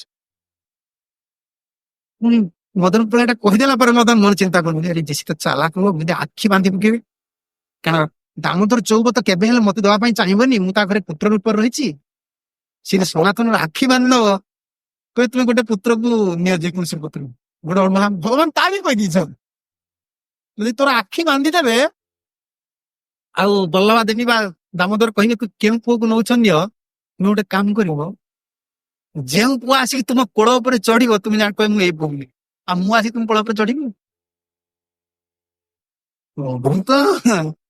ପାଠ ସିଏ ହିଁ ଦେବେ ଆସିବେ ସିଏ ପଥ ସିଏ ଦେଖେଇଛନ୍ତି ଆମ ଭଳି ବଦ୍ଧ ଜୀବକୁ ବିଷୟ ବର୍ତ୍ତରୁ ସିଏ ଗାଡିଛନ୍ତି ଆମେ କେବଳ ଯାହା କହନ୍ତି ଦ୍ରୌପଦୀ ଭଳି କେବଳ ହାତ ଟେକି ରହିବାର ଅଛି ସିଏ ରାସ୍ତାରେ ନେଇଯିବେ ଆମର ଯୋଜନା କିଛି ଚାଲିବ ନା ବଡ ହବାର ଯୋଜନା ବଞ୍ଚିବାର ଯୋଜନା ମରିବାର ଯୋଜନା ସଂକଳ୍ପ କରିବାର ଯୋଜନା ଏ ଜଗତର କୌଣସି ଯୋଜନା ସେ ରଖିବ ନା କାରଣ ସିଏ ତାଙ୍କର ଯୋଜନା ସେ ଆମ ପାଇଁ କହିକି ରଖିଛି ଆମକୁ କେଉଁ ରାସ୍ତାରେ ନେଇ କେଉଁ ରାସ୍ତାରେ ବାହାର করে ତାଙ୍କର ଯୋଜନା ସ୍ୱତନ୍ତ୍ର ଅଛି। ଆମ ଯୋଜନା ଚାଲିଲା ଆମ ଯୋଜନା ସୁତେନ ହାତ ଟେକିବା ପ୍ରଭୁ ଆପଣଙ୍କ ଯୋଜନା ସେ କୁହନ୍ତିନି ଗାଁ ଲୋକ ଦେଖୁନ ପ୍ରଭୁ ଆପଣଙ୍କର ମନସ୍କାମନା ପୂର୍ଣ୍ଣ ହଉ ଆପଣ ଯାହା ଇଚ୍ଛା କରୁଛନ୍ତି ସେଟା ଯୋଜନା କରି ରଖିଛନ୍ତି ଯିବେ ସନାତନ ପାଖକୁ କାହିଁ ସନାତନ ପାଖକୁ ଆସିକି ପହଞ୍ଚିବ। ଆଉ ସନାତନ କଣ କଲେ ଆମର ଯୋଉ ବଡ ମନ୍ଦିର ଅଛନ୍ତି ଆଜି ଗଳିର ଦ୍ୱାରସ୍ଥି ଦେଖିବେ ପଛରେ ଯୋଉ ଛୋଟ ମଦନ ମୋହନଙ୍କର ତାକୁ ପ୍ରକଟ ସ୍ଥଳ ସେଇଟା ତାଙ୍କର ଭଜନ ଗୋଟେ ସନାତନ ସଙ୍ଗୀତ ଥିଲା ସେଇଠି ଆସିକି ପ୍ରଭୁ ପ୍ରାତ ମୁହୂର୍ତ୍ତରେ ପହଞ୍ଚିବ ଆଉ ସେତ ପୁଅକୁ ଦେଇଦେଲେ ଧରିକି ଆସିକି ପହଞ୍ଚିବ। ମଦନ ମୋହନ ବିଘ୍ନ ରୂପରେ ରହିଲେ କିଛି ଦିନ ଆଉ ପ୍ରଭୁ ତାଙ୍କୁ ଦର୍ଶନ ଦେଲେନି ମାନେ ବିଘ୍ନ ରୂପରେ କଥାଭାଷା କରନ୍ତି କିନ୍ତୁ ବାଳକ ରୂପରେ ଯେମିତି ଖେଳୁଥିଲେ ମଥୁରାରେ କରନ୍ତିନି। କିନ୍ତୁ ଗୋଟିଏ ଦିନ ସନାତନ ଗୋସ୍ୱାମୀ ଯମୁନାରେ ସ୍ନାନ କରନ୍ତି ଯମୁନାରେ ସ୍ନାନ କରିବାକୁ ଯାଇଛି ତାଙ୍କର ମନ ଭିତରେ ଗୋଟେ କ୍ଷୋଭ ଥାଏ ଚଉବାର ଘରେ ଚତୁର୍ବେଦୀରେ ତ ଘରେ ଖେଳା ପିଲା କରନ୍ତି ଛୁଆ ଭଳି ଟିକେ ପ୍ରଭୁ ଖାଲି ଖେଳା ପିଲା କରନ୍ତି କଣ ବିଘ୍ନ ରୂପରେ କାରଣ କଥା କହୁଛନ୍ତି ଏଇଟା ମନେ ମନେ ଚିନ୍ତା କରେ ପ୍ରଭୁ ମୋ ସେବାରେ କିଛି ଦେହରେ କିଛି କବର କି କିନ୍ତୁ ଇଏ ପ୍ରତିଦିନ 4ଟା ବାଜିଲା ମାନେ ମଦନ ମୋହନ ତାଙ୍କର ଭାରି ଭାରି ଦଉ ସେ ଗୋପ ପିଲାମାନେ ବହୁତ ଦୂର ପଳାନ୍ତି ମାନେ ମଥୁରା ପାଖାପାଖି ଯାଇକି ଖେଳିକି ଆସନ୍ତି କାରଣ ବୁଢାମାନେ ତାହେଲେ ବନ ଥିଲେ ନା ମଥୁରା ପିଲାମାନେ ପଳେଇ ଆସନ୍ତି ଅକ୍ଷର ଘାଟ ଆଡ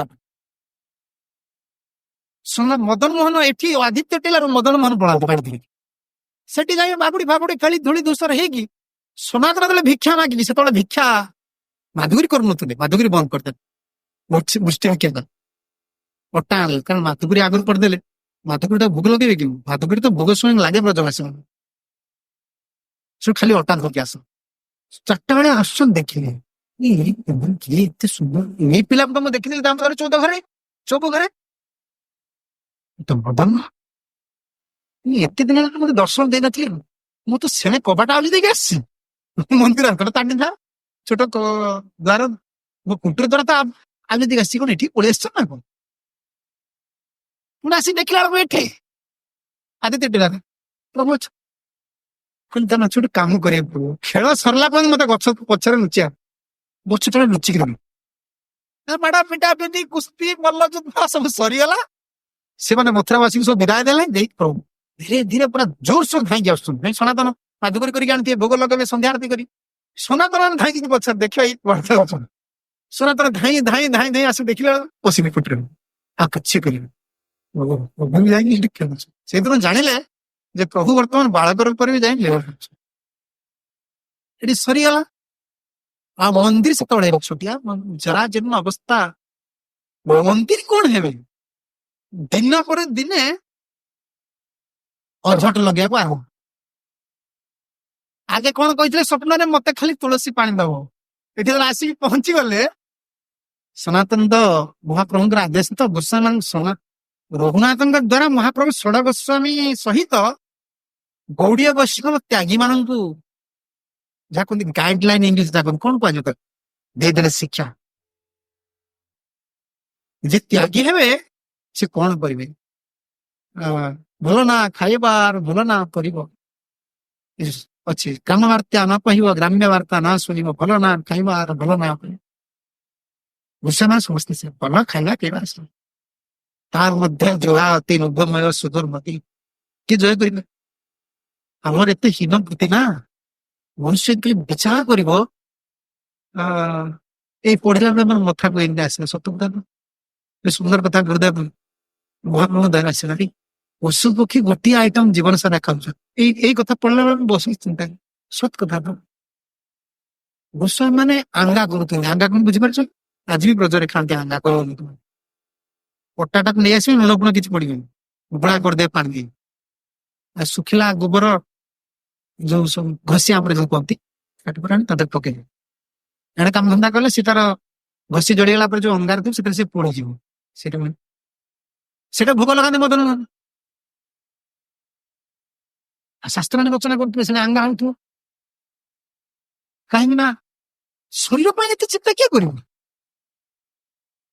ସେଇ କଥା ମୋର ମଥ ବୟସ ସତ କଥା ତ ମଣିଷରେ କଣ ସୁଗୁଣ ତାନ ଅଛି ଆମକୁ ଟିକେ ଥଣ୍ଡା ଆଳୁ ପ୍ରସାଦ ଭଲ ଲାଗୁନି ଆଜି ଆଳୁ ହେଇଯାଇଛି ଆଳୁ ଡାଲି भोजन करते काली कौचे हे आलू डाली कौन चेंज करिया किंतु गाई को चिंता कला से चिंता कर गाई तो प्रतिदिन कुंडा खाऊची चाटी चाटी तो जीवर खाऊची घुसरी तो डेली बिस्टा खाऊची सी तो नया आइटम खोजुनी पशु पक्षी माने गोटे जीवन धारण गोटे गोटे जिनिस खाई जीवन गोटे दउछु ए मनुष्य जन्म हामी मनुष्य जे जीवा को लक्ष लक्ष आइटम केते समय नष्ट करी कौन जीवन की जीवन भगवान के करुणा न करी कौन करवा हम चिंता करूना गोटे भोजन शरीर पेटटा पूरीब ये चंडाल पेट को चंडाल बोली कहे शास्त्र ये किसी मानिब भोक लगला मैंने बाटे गोटे जहा करता पाईगला मैंने खाद्य चुपचाप फिर संतुष्ट हो दिन को 3 थर खाइबा कि 3 थर से कुछ आइटम चेंज पुणी काली पुणी आइटम पशु पक्षी मान काम है देखिले पशु पक्षी मैंने कौन खाऊचे ताको उच्चिष्ट खाऊचे से मल खाऊचे घसुरी से बिष्टा खाऊचे गोटे आइटम अरे मनीष कौन कर भगवान से विचार कर प्रभु साहाଯ୍ୟ न करे कौन आम भजन कर असंभव साधुगुरु कृपा बिना भगवान के कृपा बिना प्रभु कृपा बिना भजन असंभव यदि गोस्वामी मान कथा चिंता करवा आम साधन कथा चिंता कर प्रभु करुणा जीवन में मिल कि नहीं केवल साधु को करुणा कर अंगा पोड़ी खाऊ भगवान भोग लौच अंतर भर किसी बेकार नहीं पांचशे पोड़ी दौर नहीं भोग लौच बर्तमान मन 2 दिन 3 दिन खाइला कहले स्वप्न कह स्वप्न ना साक्षात साक्षात कहते सनातन मदन मोहन कहे लवण बीने मदन मोहन कहे लवण बीने खाइते ना परिनारू चे बदने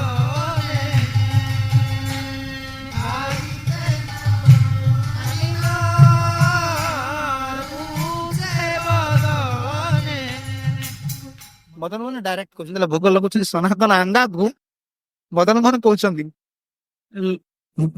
मदन मोहन कहे लवण बिगिनी लुण दौन जी आंगा भी दौर मन दौना खाली केमती खाइब खाइते ना पारी नार भी चेप कर लोक पाटी तो जाऊँ खाइबी कौन ठाकुर से लुण ना कि खाइबी मत मन चल सनातन भाई कौन तो विषय है कौन मैं लुण मागिक आनी विषय लोक पाखु जी मुझे कामता कर विषय लोक मागिक आनी कि साधु मागिबी केमती माधुकरीटा कौन कि मधु मधु संस्कृत शब्द से लिखिं पढ़ी जी स्मरण रखे संस्कृत पढ़ी मधुकरी शब्द रू आसी मधु संग्रह करना किए मधुमाछी से गोटे फूल देखिए क्या बस सब टिके टिके आणिक मसुका मधुकरी अर्थ से मधुकरी शब्द रू आसी माधुकरी मधुमाछी संग्रह करे से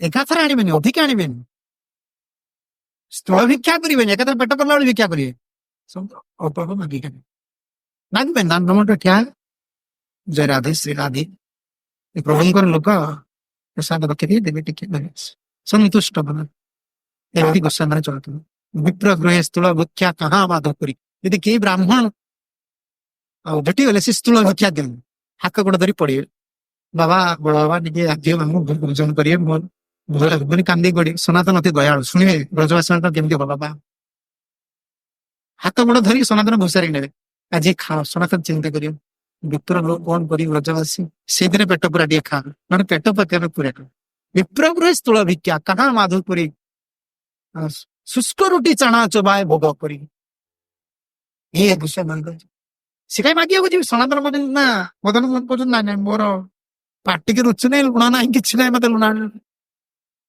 साधक मान शिक्षा दिया विषय लोक शरीर सर्वसाधारण के विषय लोक पाखे ठिया मत दि मुझे करें केमती सर्वसाधारण मांगी मत दियो जिनटा विषय लोक मांगू भक्तन ठाकुर भजन लिखले ना कबे हाँ गौरांग बोलिया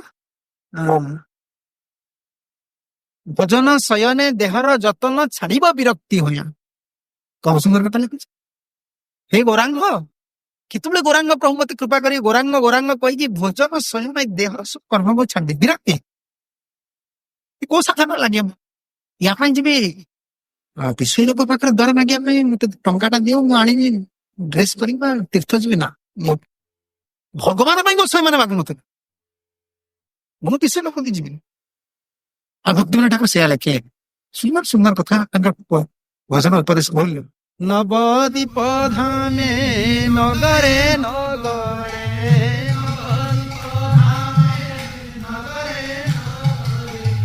ଅଭିମାନ ପରିହାରି ଅଭିମାନ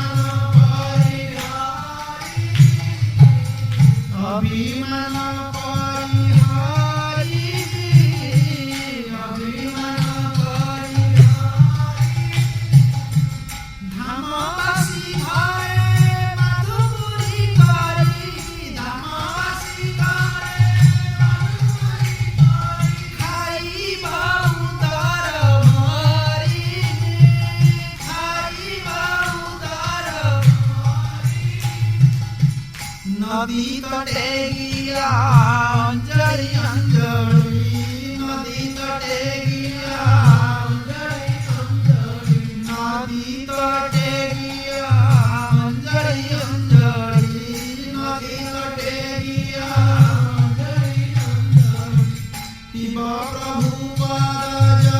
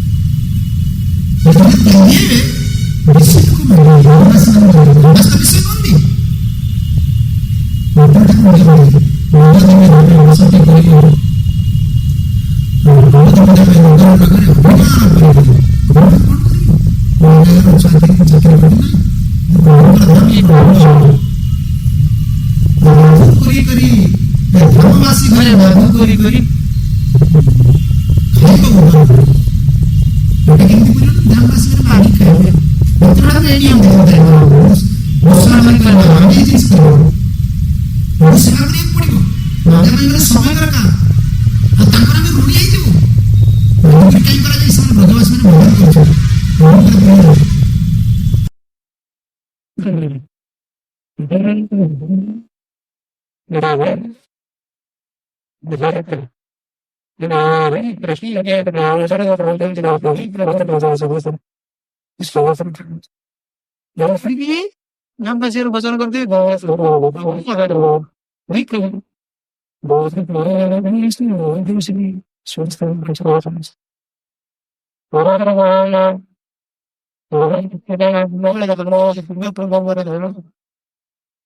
तरु तले जाई आश्रम त्यागी पाई बसली ईश्वर तो पाइछि एकदम ठाकुर पाइछि एकदम ज्ञान ईश्वर के पाइ जब सभी का रहस्य है रहस्य ने पूजा हो तरु तले जाई बस रहस्य के रहस्य से भी तरु तले जाई तरु तले जाई रहस्य के त्यागी भाई के से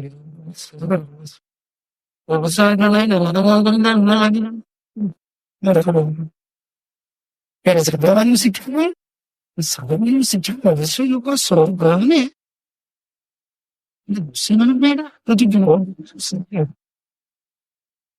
तो सी इसे पेरिट और हम शिक्षा से और ये जो रंग सब और से बाबा यार जब से बात है और भी सीख जाओगी तो बहुत तरह का तो देखा हमने कहा अच्छी सीख बहुत प्रॉब्लम शुक्र भगवान शुक्र ତାଙ୍କ ଅର୍ଥରେ ଗୋଟିଏ ପଇସା କି ଏପଟ ସେପଟ କର ସେ ରାଜନୀତି ଯିବି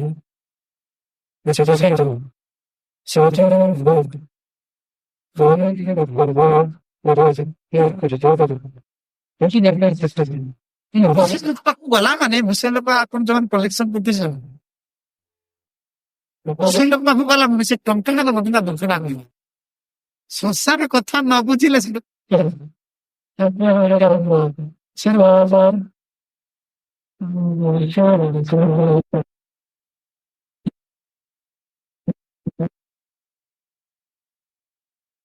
ଆଉ ସେ ଆପଣ କେବଳ ଏତିକି କଥା ତାର ଭଲ ମନ୍ଦ ବଜାଲା ପରେ ସେଠି ସିଏ କିଛି ବଗାଡ ହେଇ ମେଡିକାଲ ଯାଇଥିଲେ ଏଠି ପଡିକି ରହିଲି ଏମିତି ଆଜ୍ଞା ପଡି ହସ୍ପିଟାଲ ଦିନି ସେ କଣ ହାଇଟେକ ରେ ଦିନି ଲୋ ଟେକ ରେ ଦିନି ସବୁ କହିସାରିଲା ପରେ ଶହେ ଟଙ୍କା କେବଳ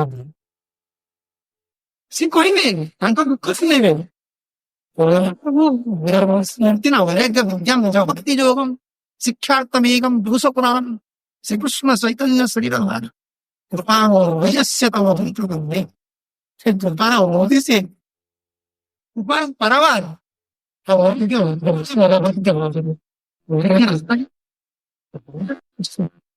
ସେ ବର୍ଷ ବୈରାଗୀ ଶିକ୍ଷା ଦେଲେ ପାଖକୁ କଣ ଯିବେ ରଘୁନାଥ ପଟ୍ଟନାୟକ ଚାଙ୍ଗାରେ ବସ ସୁବିଧା ବସ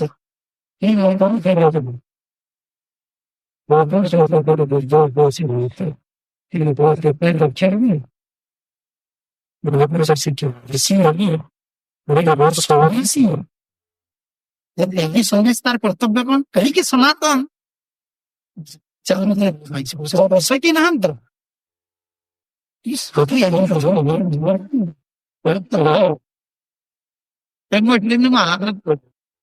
କାହିଁକି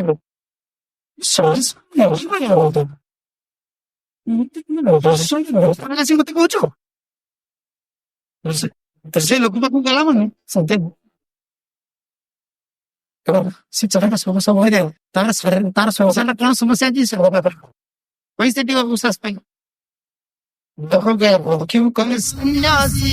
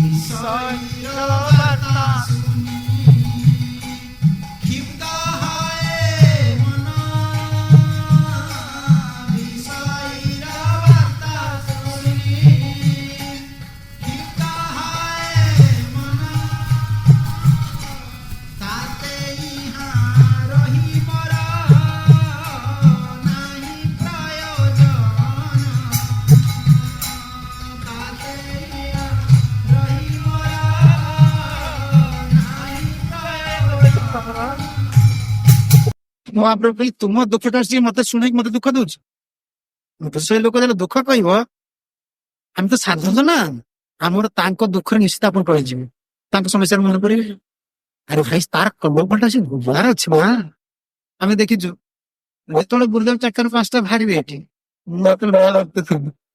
ଆମେ ଖାଲି ପଛରେ ଦଉ କିଛି ବୁଝିବୁନି ବିଦେଶୀ ମାନେ ଯାଉଛନ୍ତି ଦେଖିବା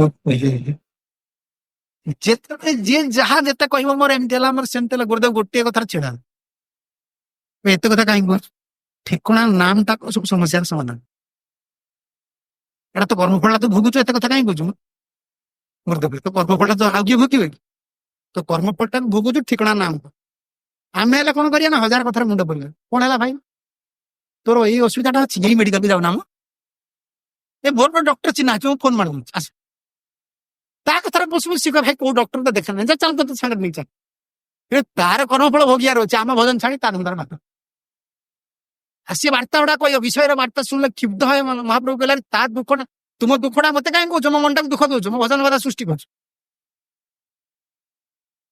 ମହାପ୍ରଭୁ ଶିକ୍ଷା ଦେ ଡରେଇକି ବିଷୟରେ ବାର୍ତ୍ତା ଶୁଣିଲେ କ୍ଷୁବ୍ଧ ହୁଏ ମୁଁ ଏଠି ରହିବିନି ଏହା ମୋର ରହିବାର ନାହିଁ ପ୍ରୟୋଜନ ମୁଁ ପଳେଇବି ହାତ ଗୋଡ ଧରିଲେ ସମସ୍ତେ ହେଲେ ପ୍ରଭୁ ବରଂ ତାଙ୍କ କଥା କିଛି ନ ବୁଝନ୍ତି ଆଦର୍ଶ ବୈରାଗ୍ୟ ସେ ବୟାସୀ ଶିକ୍ଷା ଦେଇଛି। ସନାତନ କହିଲେ ନାଇଁ ନାଇଁ ମଦନ ମୋହନ ତୋ ଲାଗି କଣ ମୁଁ ବିଷୟ ହେବି ନା କଣ? କହିଥିଲୁ ଜଳ ତୁଳସୀର ସେବା କରିକୁ ମୁଁ ଆଙ୍ଗା ଦେଲିଣି, କଣ ଲୁଣ ମାଗିଲୁଣୁ? ସନାତନ କହୁଛନ୍ତି ସନାତନ କହେ ଯଦି ଖାଇ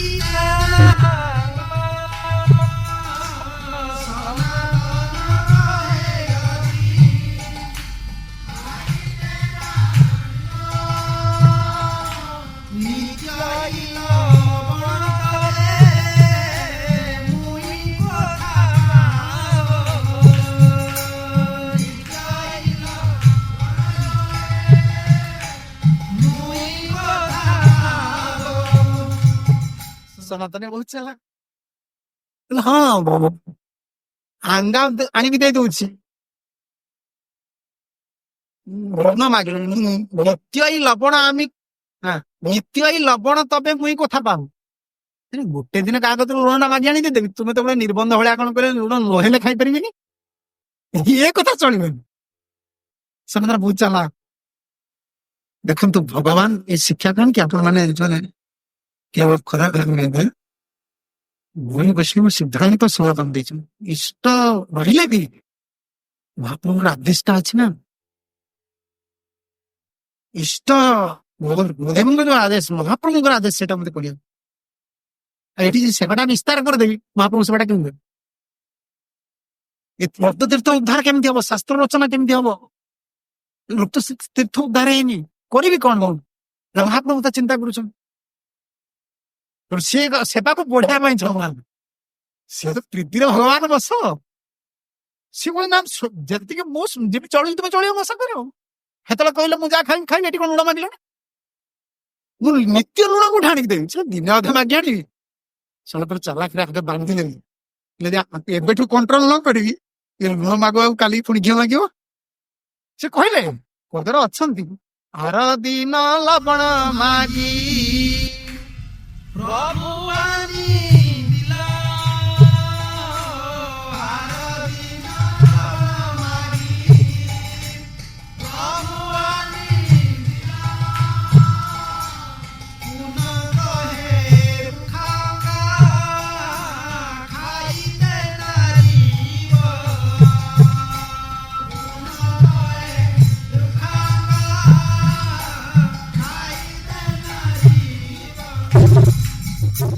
ଶୁଣା ବହୁତ ମୁଖ୍ୟ ବି ବହୁତ ସୁନ୍ଦର ଲାଗେ ଆମର ତ ଧାର ନାହିଁ ବିଷୟର ମଦନ ବ୍ରଜେନ୍ଦ୍ର ନନ୍ଦନ ବ୍ରଜର ତନୟ ମଦନ ଗୋପାଳ ଶୁଷ୍କ ରୁଟି ଚାନା ଦିଏ ମଦନ ଦୁଃଖୀ ସମା ସନାତନ ଆଙ୍ଗା ଦିଅନ୍ତି ବହୁତ ଦୁଃଖ କରେ ପ୍ରେମୀ ଭକ୍ତି ହୃଦୟଟା କଣ ବଦକି ମାରେ ଛୁଆକୁ ଆଜି ଭଲ ରୋଷେଇ କରେ ଘରେ କିଛି ନାହିଁ ସିଏ ଯାହା ରୋଷେଇ କରି ଛୁଆକୁ ଦଉଛି ଜାଣିଛି ଛୁଆ ପାଖରେ ମା ମତେ ଏଇଟା ନହେଲେ ଶାଗ ନହେଲେ ଖାଇବୁ ଘରେ ଶାଗ ଦୁଃଖରେ ଦଉଛି ନା ସନାତନ ତ ମହାପ୍ରଭୁଙ୍କର ସେବା କଥା ଚିନ୍ତା କରୁଛନ୍ତି ନିଜର ବୃତ୍ତି ନାହିଁ କାହାକୁ ମାଗିବାର ବୃତ୍ତି ନାହିଁ ଭୋଜନ କରିବାକୁ ପଡିବ ଆଉ ବହୁତ ଦୁଃଖରେ ଯାହା ଦିଅନ୍ତି ଆଙ୍ଗା ବହୁତ ଦୁଃଖରେ ଦିନରେ କେତେ ବାତ୍ସଲ୍ୟରେ ନନ୍ଦ ମହାରାଜ ପାଳିଥିଲେ ସିଏ ଆସୁଛନ୍ତି ମୋ ପାଖକୁ ଏଇ ଶୁଷ୍କ ଏ ରାଙ୍ଗା ଦଉଛି ଶୁଷ୍କ ଆଙ୍ଗା ଦଉଛି ଶୁଷ୍କ ରୁଟି ଦଉଛି ବହୁତ ଦୁଃଖ କର ଦୁଃଖିତ ଅନ୍ତରରେ ଦିଅ କିନ୍ତୁ ଏଣେ ବାତ୍ସଲ୍ୟ ସ୍ନେହରେ ଶାସନ କଲା ଯଦି କଣ୍ଟ୍ରୋଲ ନ କରିକି ଭବିଷ୍ୟତରେ ହଇରାଣ ପଡିଯାଇଛି ସତକୁ ସତ ଯେମିତି ଲୁଣ ଆଣିକି ମାଗିକି ଦେଇଦେଲେ ଆର ଦିନ ଲବଣ ମାଗି ଆଣିଦେଲୁ ମନ ଚିନ୍ତା କରି କହିଦେଲି ଲୁଣ ଦେବିନି କହିଲି ମଥୁରା ଗଲେ ତା ମାଗିକି ଗଲେ ମା ଟିକେ ଲୁଣ ଦିଅ ଲୁଣ ନହେଲେ ମଦନ ମୋହନ ଖାଇବି ଲୁଣ ମାଗିକି ଆଣିଲେ ଲୁଣ ମାଗିକି ଆଣିକି ଦେଇଦେଲେ ମଦନ ଗୋପାଳ ଚାଲାକ ତ ଆଚ୍ଛା ଲୁଣ ମାଗି ଦିଅ ଲୁଣ ଦେଇଦେଲେ କହିଲେ ମୁଁ ଶୁଖିଲା ଆଙ୍ଗା ଖାଇପାରିବିନି ଲୁଣ ନଥିଲା କହିଲେ ମୁଁ ଖାଇପାରିବି ମୁଁ ଶୁଖିଲା ଆଙ୍ଗା ଖାଇପାରିବି ଶୁଖିଲା ଆଙ୍ଗା ଖାଇପାରିବି ମାନେ ଓଦା ଜିନିଷ କି ଦରକାର ମାନେ କ୍ଷୀର ଦିଅ ଚାଲାକ ଓଭର ପକେଇଲେ ପାଖରେ ଇଏ କୃଷ୍ଣଙ୍କର ଜୀବନ ଇଏ ପ୍ରଭୁଙ୍କର ଲୁହା ଇଏ ଜଗନ୍ନାଥ ସେଇଭଳି କେତେ ବଳି କରିଛୁ ଏଇଥିରେ ଜୀବନ କଥା ଅଙ୍ଗୀକାର କରନ୍ତେ ଜୀବନ जीव ही जीवन मुक्त है ये बनुची बनुची से मुक्त जीवन मुक्त बनुची थी अवस्था से जीवन मुक्त प्रभु को खेलाए फसाए कंदाए शासन करे सब जीवन मुक्त अवस्था यह जस्य हरिदास करुणा मनसा गिरा निखिल अवस्थासु जीवन मुक्त सब उच्च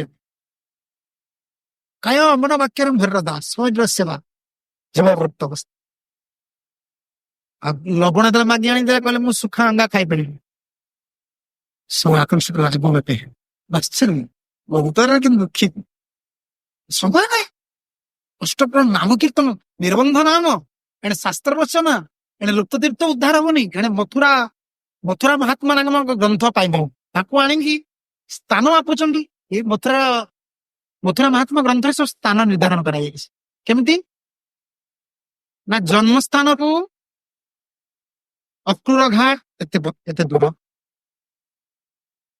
सेगुड़ी को सब स्थान एठी ब्रह्मकुंड कालिया दमन ठारू एतिकी कालिया कुंड ठारू एतिकी दूर से ग्रंथ पाइले से पोथी को पाई पुणी स्थान निर्धारण केमती करे ताको समय नै एडा पदर मोर को मु लुण लुण न हेले खाइबि लुणाणी दाडा पुणी मु सुखार खाइबि झुमला चोट सीधा मना कर कारण मु एडा किछि पारिनु तेह कहे घृत शर्करा कोथामी पापा तेह कहे घृत शर्करा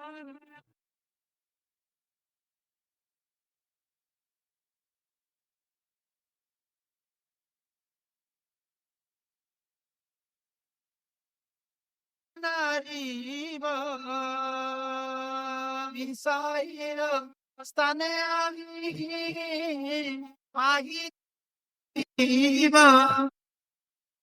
तार कहया कथा कौन कि से तो बहु मथुरावासी ब्रजसन भापासी सनातन बुझिया मदन मन बुझो लुण आनिकी देली कह लुण खाइल लुण खाओ तो कह सुखा रुटी मु केमती खाइबी तेह कहे घृत शर्करा कथा पाब सनातन कहले मु घी शर्करा को मु विषय तार लगे जो सनातन मना करदे मदन बाबा डायरेक्ट कह बाबा तुम्हें सीना आने दे पारि मुझे आने दी मुझे जोगाड़ कर दिया सनातन कौन कहे देखो भवन के चला अनुमति नौ काले जोगाड़ करते सनातन ज्ञान ना ये मो आश्रम पिता किसी रही मोर कुड़िया रही खाया से रही चाला कही दौ बाबा मुझे सब जोगाड़ कर दिए मोर व्यवस्था मुझे तुम व्यस्त सनातन भाई तुम्हार व्यवस्था तुम्हें निजे कर दो मोर किसी कह ना जदि अटा लुण सब आनी दे मुझे रोसे कर देवी मुझे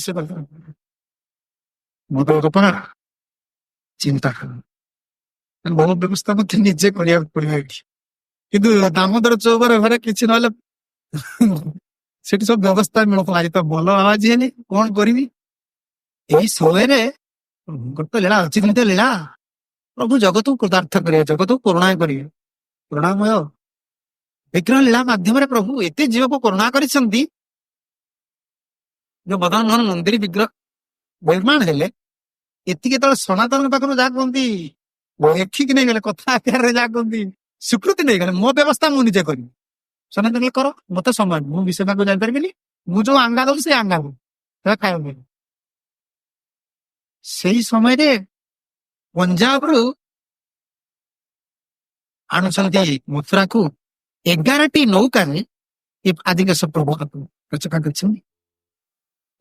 शास्त्र देखुली 4टी शास्त्र सब सामंजस्य नाम कृष्णदास कापुर मतांतरे रामदास कापुर किए कहते रामदास किए कहते कृष्णदास ठीक जो बणिक आसी जो बेपारी आसी नाम कृष्णदास कापुर आसी 11टा नौकार पूरा अन्य द्रव्य सब भरी करके आन मदन मोहन कौन कहले सनातन को मो व्यवस्था मुझे करी से भिन्ना मत भाई मोर मो कस मो करी मो मो व्यवस्था मुझे मत न दियो सी 11टी नौकार धरिकी आस ठीक आदित्य टीला पाखे जो जमुनार चढ़ अच्छी से नौका लगे 11टी नौका पूरा लगे पुण्य द्रव्य लगे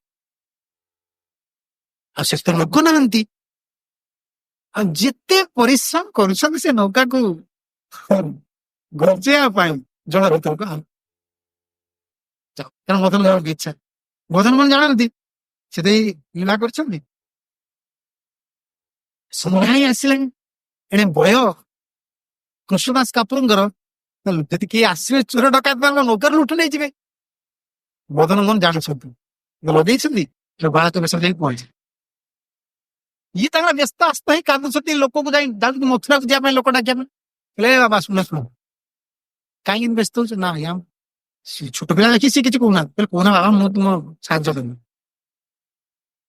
ନା 11ଟା ନୌକାରେ ମୋର ବୋଝେଇ ପଣ୍ୟ ଦ୍ରବ୍ୟ ଅଛି, ଏମିତିଆ ଚନ୍ଦ୍ରକୁ ଯାଉନି, କଣ କରାଯିବ କହିଲି। କହିଲା ଦେଖ ତମେ ଯେତେ ଚେଷ୍ଟା କଲେ ଏଠି ଯିବନି, ଯେତେ ଚେଷ୍ଟା କଲେ ଯିବ। ପବିତ୍ର କଣ ଏମିତି କଥା କହୁଛି? କେମିତି ଯିବ ତାହେଲେ ତୁମେ ଜାଣିଛ କି? ହଁ ମୁଁ ଜାଣିଛି। ନା କେମିତି କର?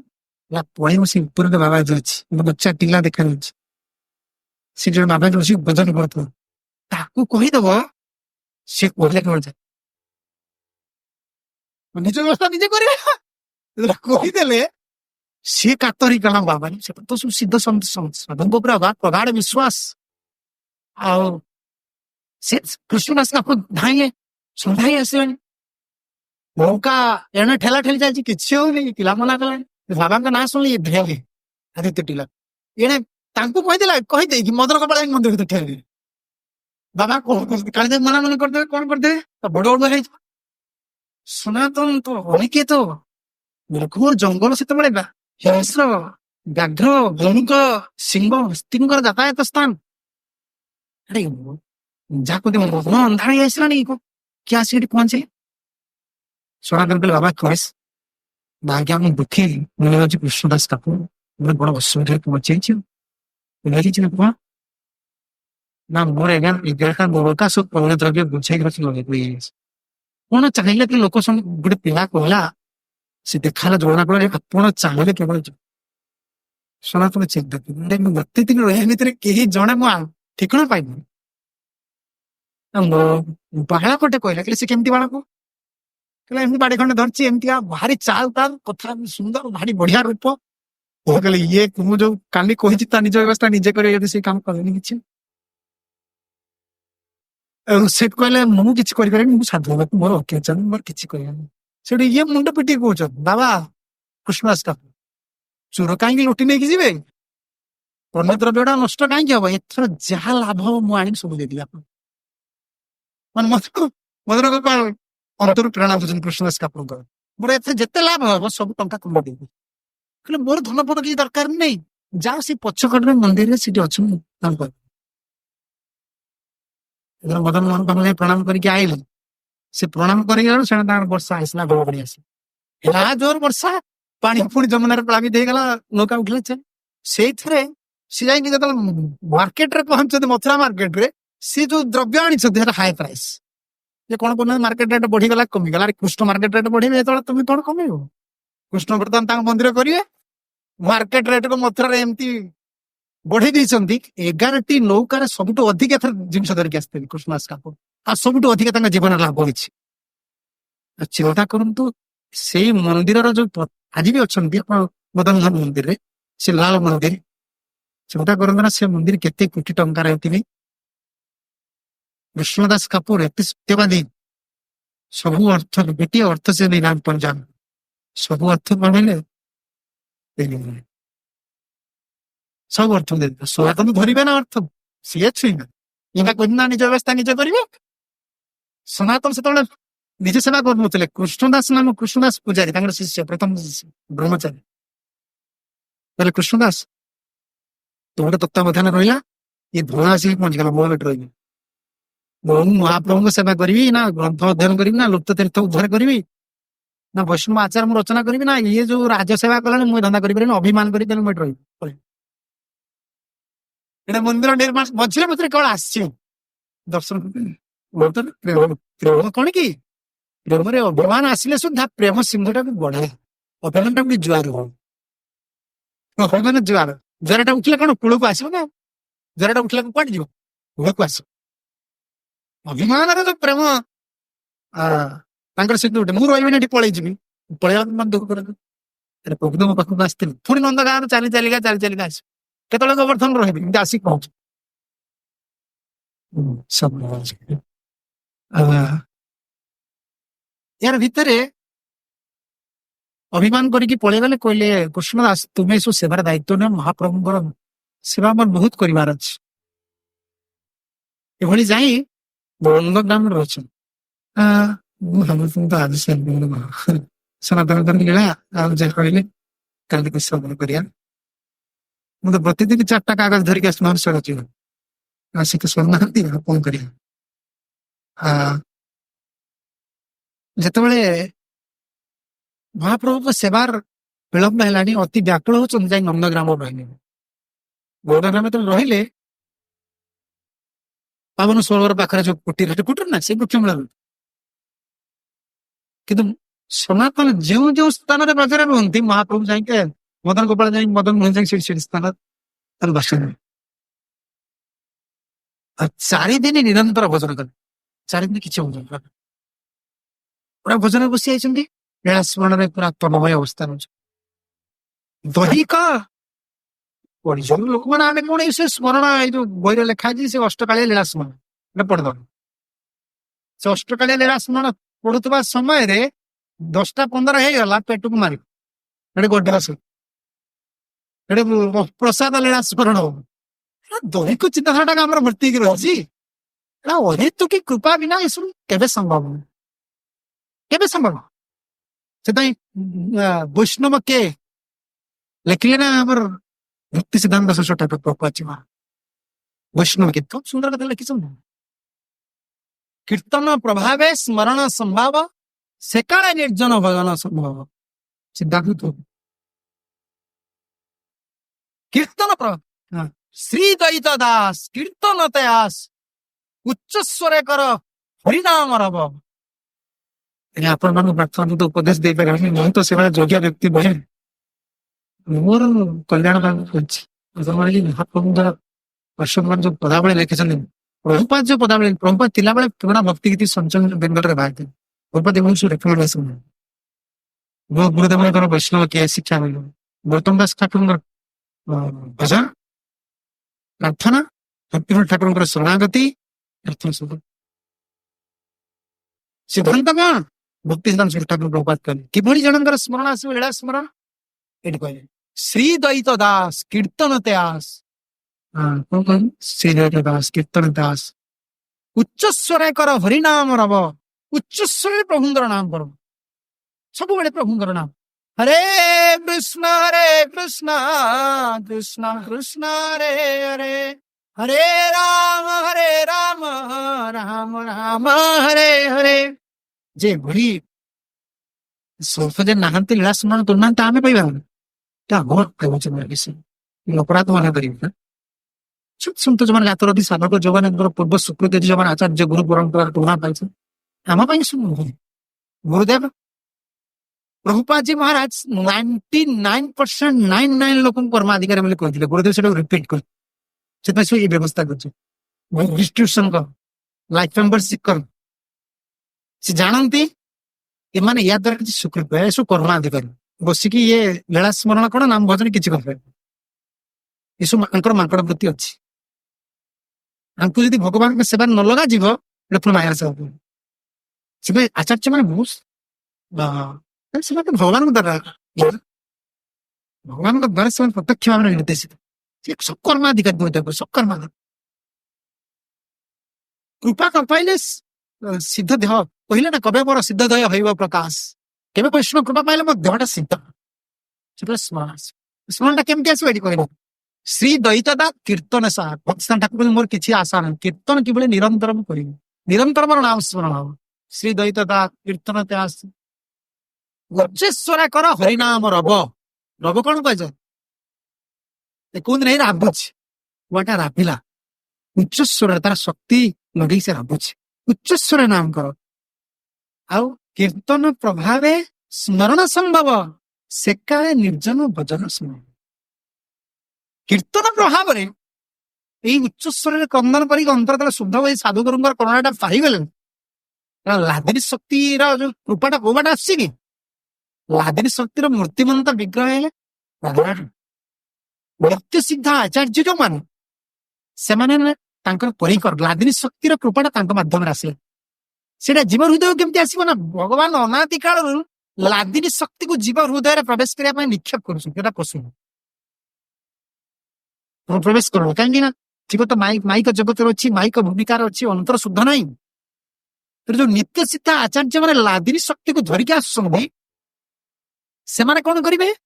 ଗୁରୁଦେବ ଯାହା କୁହନ୍ତି, ଆଶ୍ରୟ ବିଗ୍ରହ ଭଗବାନଙ୍କର ଏକମାତ୍ର କର୍ତ୍ତବ୍ୟ ସେ ବିଷୟ ବିଗ୍ରହ ପ୍ରଭୁଙ୍କର କଥାକୁ କୀର୍ତ୍ତନ କରିବେ। ଗୁରୁଦେବ ଆଶ୍ରୟ ବିଗ୍ରହ ଭଗବାନ ତ ସେ ହରି କଥା କୀର୍ତ୍ତନ ମାଧ୍ୟମରେ ବିଷୟ ବିଗ୍ରହଙ୍କୁ କର୍ଣ୍ଣ ମାଧ୍ୟମରେ ଜୀବ ଭିତରକୁ ଦେବେ, ତା ଅନ୍ତରଟାକୁ ଶୁଦ୍ଧ କରିବେ। ଭଗବାନ ଯୋଉ ଅନାଦି କାଳରେ ଯୋଉ ଲାଦିନୀ ଶକ୍ତିଟାକୁ ନିକ୍ଷେପ କରୁଛନ୍ତି ଜୀବ ହୃଦୟକୁ, ଏଠି ମୋର ସାଧୁଙ୍କର କଥା ଶ୍ରବଣ କଲା ପରେ, ସାଧୁଙ୍କ ଆନୁଗତ୍ୟରେ ନାମ କୀର୍ତ୍ତନ କଲା ପରେ ସେ ଲାଦିନୀ ଶକ୍ତି ପ୍ରଭୁଙ୍କର କରୁଣାଟା ହୃଦୟ ଭିତରେ ଶବ୍ଦ ମାଧ୍ୟମରେ ପ୍ରବେଶ କରେ। ସେ କଥା ସେ କହିଲେ, ଶ୍ରୀ ଦୈତ ଦାସ କୀର୍ତ୍ତନ ଦାସ ଉଚ୍ଚସ୍ୱର କର ହରିନାମ ରବ କୀର୍ତ୍ତନ ପ୍ରଭାବେ ସ୍ମରଣ ଶବ୍ଦ ହେଇଯାଉଛି। ସ୍ମରଣ ସମ୍ଭବ ସେକାଳେ ନିର୍ଜନ ଭଜନ ସମ୍ଭବ, କୀର୍ତ୍ତନର ପ୍ରଭାବରେ ସ୍ମରଣ ଆସ। ଆପଣ ଦେଖୁନ ପରୀକ୍ଷା କରି, ଆମେ ଛୋଟ ସାଧକ, ଆପଣ ଯୋଉଦିନ ଅଧିକା 3, 4, 5 ଘଣ୍ଟାର ଅଧିକା ନାମ କରିଥିବେ, ଆପଣ ଶୋଇଯାଇଥିବେ ଦେଖେ କାନ ପାଖରେ ଖାଲି ମହାମ ଖାଲି ଅଷ୍ଟପ୍ରହରୀ ଆମର ଏଇଠି ନାମ କୀର୍ତ୍ତନ ହୁଏ, ବହୁ ବାର ଭ୍ରମରେ ପଡିଛି। ଗାଡିରେ ଥିଲାବେଳେ ଆମେ ସବୁବେଳେ ମହାମନ୍ତ୍ର ବଜେଇ ଯାଉ, ପିଲାଙ୍କ ରାଗ ଭାଇ ମହାମନ୍ତ୍ର ବନ୍ଦ କର, ପ୍ରଭୁପାଦ କେସେଟ ବନ୍ଦ କର। ସେ ପ୍ରଭୁ ବନ୍ଦ ହେଇଛି, ଗାଡିରେ ଥିଲାବେଳେ ଆମେ ବଜେଇ ବଜେଇ ଯାଉଥିବୁ, ସେ ଧ୍ୱନିଟା କାନ ଭିତରେ ପଶିବ। ପିଲାଙ୍କୁ ପ୍ରଭୁପାଦ ଡାକନ୍ତି, ଆମର ବୁକ୍ ଡିସ୍ପ୍ଲେ ଯାଇଥିବେ, ଖୋଜିବୁ କେମିତି ନା ପ୍ରଭୁପାଦ ବଜାନ୍ତି ନା, ସେ ଧ୍ୱନିଟା ଏଭଳି କାନରେ ପଶି ଯାଇଥିବ, ଛୁଆମାନେ ଟ୍ୟାପ ସୁଇଚ ବନ୍ଦ କରିଦେଇଥିବେ, କିନ୍ତୁ ଆମେ ରାଗୁଥିବୁ ଏଇ ଟ୍ୟାପ ସୁଇଚ ବନ୍ଦ କର। ଦେଖିଲା ସୁଇଚ ବନ୍ଦ ଥିବ, ସେ ଧ୍ୱନିଟା କାନରେ ପଶି। ସାଧୁଗୁରୁ ଯୋଉ କଥା କୀର୍ତ୍ତନ କରୁଛନ୍ତି, ସାଧୁଗୁରୁଙ୍କ ଆଶ୍ରୟ ଯୋଉ ଆମେ ନାମ କରୁଛେ, ଉଚ୍ଚସ୍ୱରରେ ନାମ କଲେ, ସେବା କଲେ, ସେ ଉଚ୍ଚସ୍ୱର ନାମ ପ୍ରଭାବରେ ସ୍ମରଣ ଆସିବ। ସେକାଳେ ନିର୍ଜନ ଭଜନ ଶୁଣ, ସେକାଳେ ନିର୍ଜନରେ ଏକାକି ରହିକି ପ୍ରଭୁଙ୍କର ଲୀଳା ଟିକେ ଶୁଣ ସମ୍ଭବ। ତା ଭିତରେ ମୁଖ୍ୟ ରହିଲା ମହାପ୍ରଭୁ ରାଗାନନ୍ଦ ଭକ୍ତର ସମସ୍ତ ଶିକ୍ଷା ଦ୍ୱାରା ସନାତନ ଗୋସ୍ୱାମୀ, ସନାତନ ଶିକ୍ଷା ସେଥିପାଇଁ ଆଲୋଚନା କରାଗଲା। ଗୋଟିଏ ମାସ ଉପରେ କି 2 ମାସ ଲାଗିବ, ବିଶାଳ ଶିକ୍ଷା ସବୁ ତତ୍ଵଟା ସବୁ ରାଗାନନ୍ଦ ଭକ୍ତର ଶିକ୍ଷା ଦେଇ ସାରିଲା ପରେ ସବୁ କାଟିକି ଥୋଇଦେଲେ। ସନାତନ ମହତ୍ତର କୃପା ବିନା କୌନ କର୍ମେ ଭକ୍ତି ନୟ, କୃଷ୍ଣ ଭକ୍ତି ଦୂରେ ଠାକୁ ସଂସାର ନୟ। ସନାତନ କଣ କହିବି, ଏ ରାଗାନନ୍ଦ ଭକ୍ତର କଥା ସବୁ ବ୍ୟାଖ୍ୟା କଲି, କିନ୍ତୁ ସବୁ ରହିଲା ମହତ୍ତର କୃପା ଉପରେ। ଜଣେ ମହତ ନିଷ୍କିଞ୍ଚନ ମହତ ତୁମକୁ କୃପା ନ କଲେ କୃଷ୍ଣ ଭକ୍ତି ଦୂରେ ଥାକୁ, କୃଷ୍ଣ ଭକ୍ତ ବହୁତ ଦୂରର କଥା, ସଂସାର ବି କ୍ଷୟ ହବ, ତାମାନେ ସଂସାରର ଦୁଃଖ ଯିବ। ତେଣୁ ସାଧୁର କରୁଣା ବିନା ସେ ପଦ ନାହାନ୍ତି, ଲେଖିନାହାନ୍ତି। ଗୌତମ ଦାସ ଠାକୁର ଭକ୍ତର ଠାକୁରଙ୍କର ଆପଣ ଜାଣିଥିବେ, ଛାଡ଼ିଆ ବୈଷ୍ଣବ ସେବା ନିସ୍ତାର ପାଇଛି କେବା, ସ୍ୱର୍ୟ ଅଛି ସଦ୍ଗୁରୁ, କାହିଁକି ସବୁ କୁହାଯାଇଛି? ତେଣୁ ସେ ତ ସିଦ୍ଧ ମହାତ୍ମା, ଆଉ ସେ ଲୀଳା ସ୍ମରଣରେ ବସି ଯାଇଛନ୍ତି ନନ୍ଦଗ୍ରାମରେ, 4 ଦିନ ଭୋଜନ କରିନାହାନ୍ତି। ମଦନ ବାପା କାଲି ଶୁଣିବା କ୍ଷୀର ଘରକୁ ଯିବେ, ଯାଇକି ଦେଇକି ଆସିବା, କ୍ଷୀର ଦେଲା ପରେ ଜାଣିପାରିବେ ପ୍ରଭୁ ମୋ ପାଇଁ ଆସିବେ। ପ୍ରଭୁ କାନ୍ଦିନେ ବସି, ପ୍ରଭୁ ମୋ ପାଇଁ ପରିଶ୍ରମ କଲେ, ମୁଁ କିଏ ଭୁଲ କରିବି। ତାପରେ କାଲି ଅବଶିଷ୍ଟ ଦିନ ରହିବେ ଆଲୋଚନା ବିଷୟ ଦେଉଛି। ପ୍ରଶ୍ନ ଚିତ ଦେଖିବା ଜୟ ଚୈତନ୍ୟ ଚରିତାମୃତ କିଏ ଜୟ।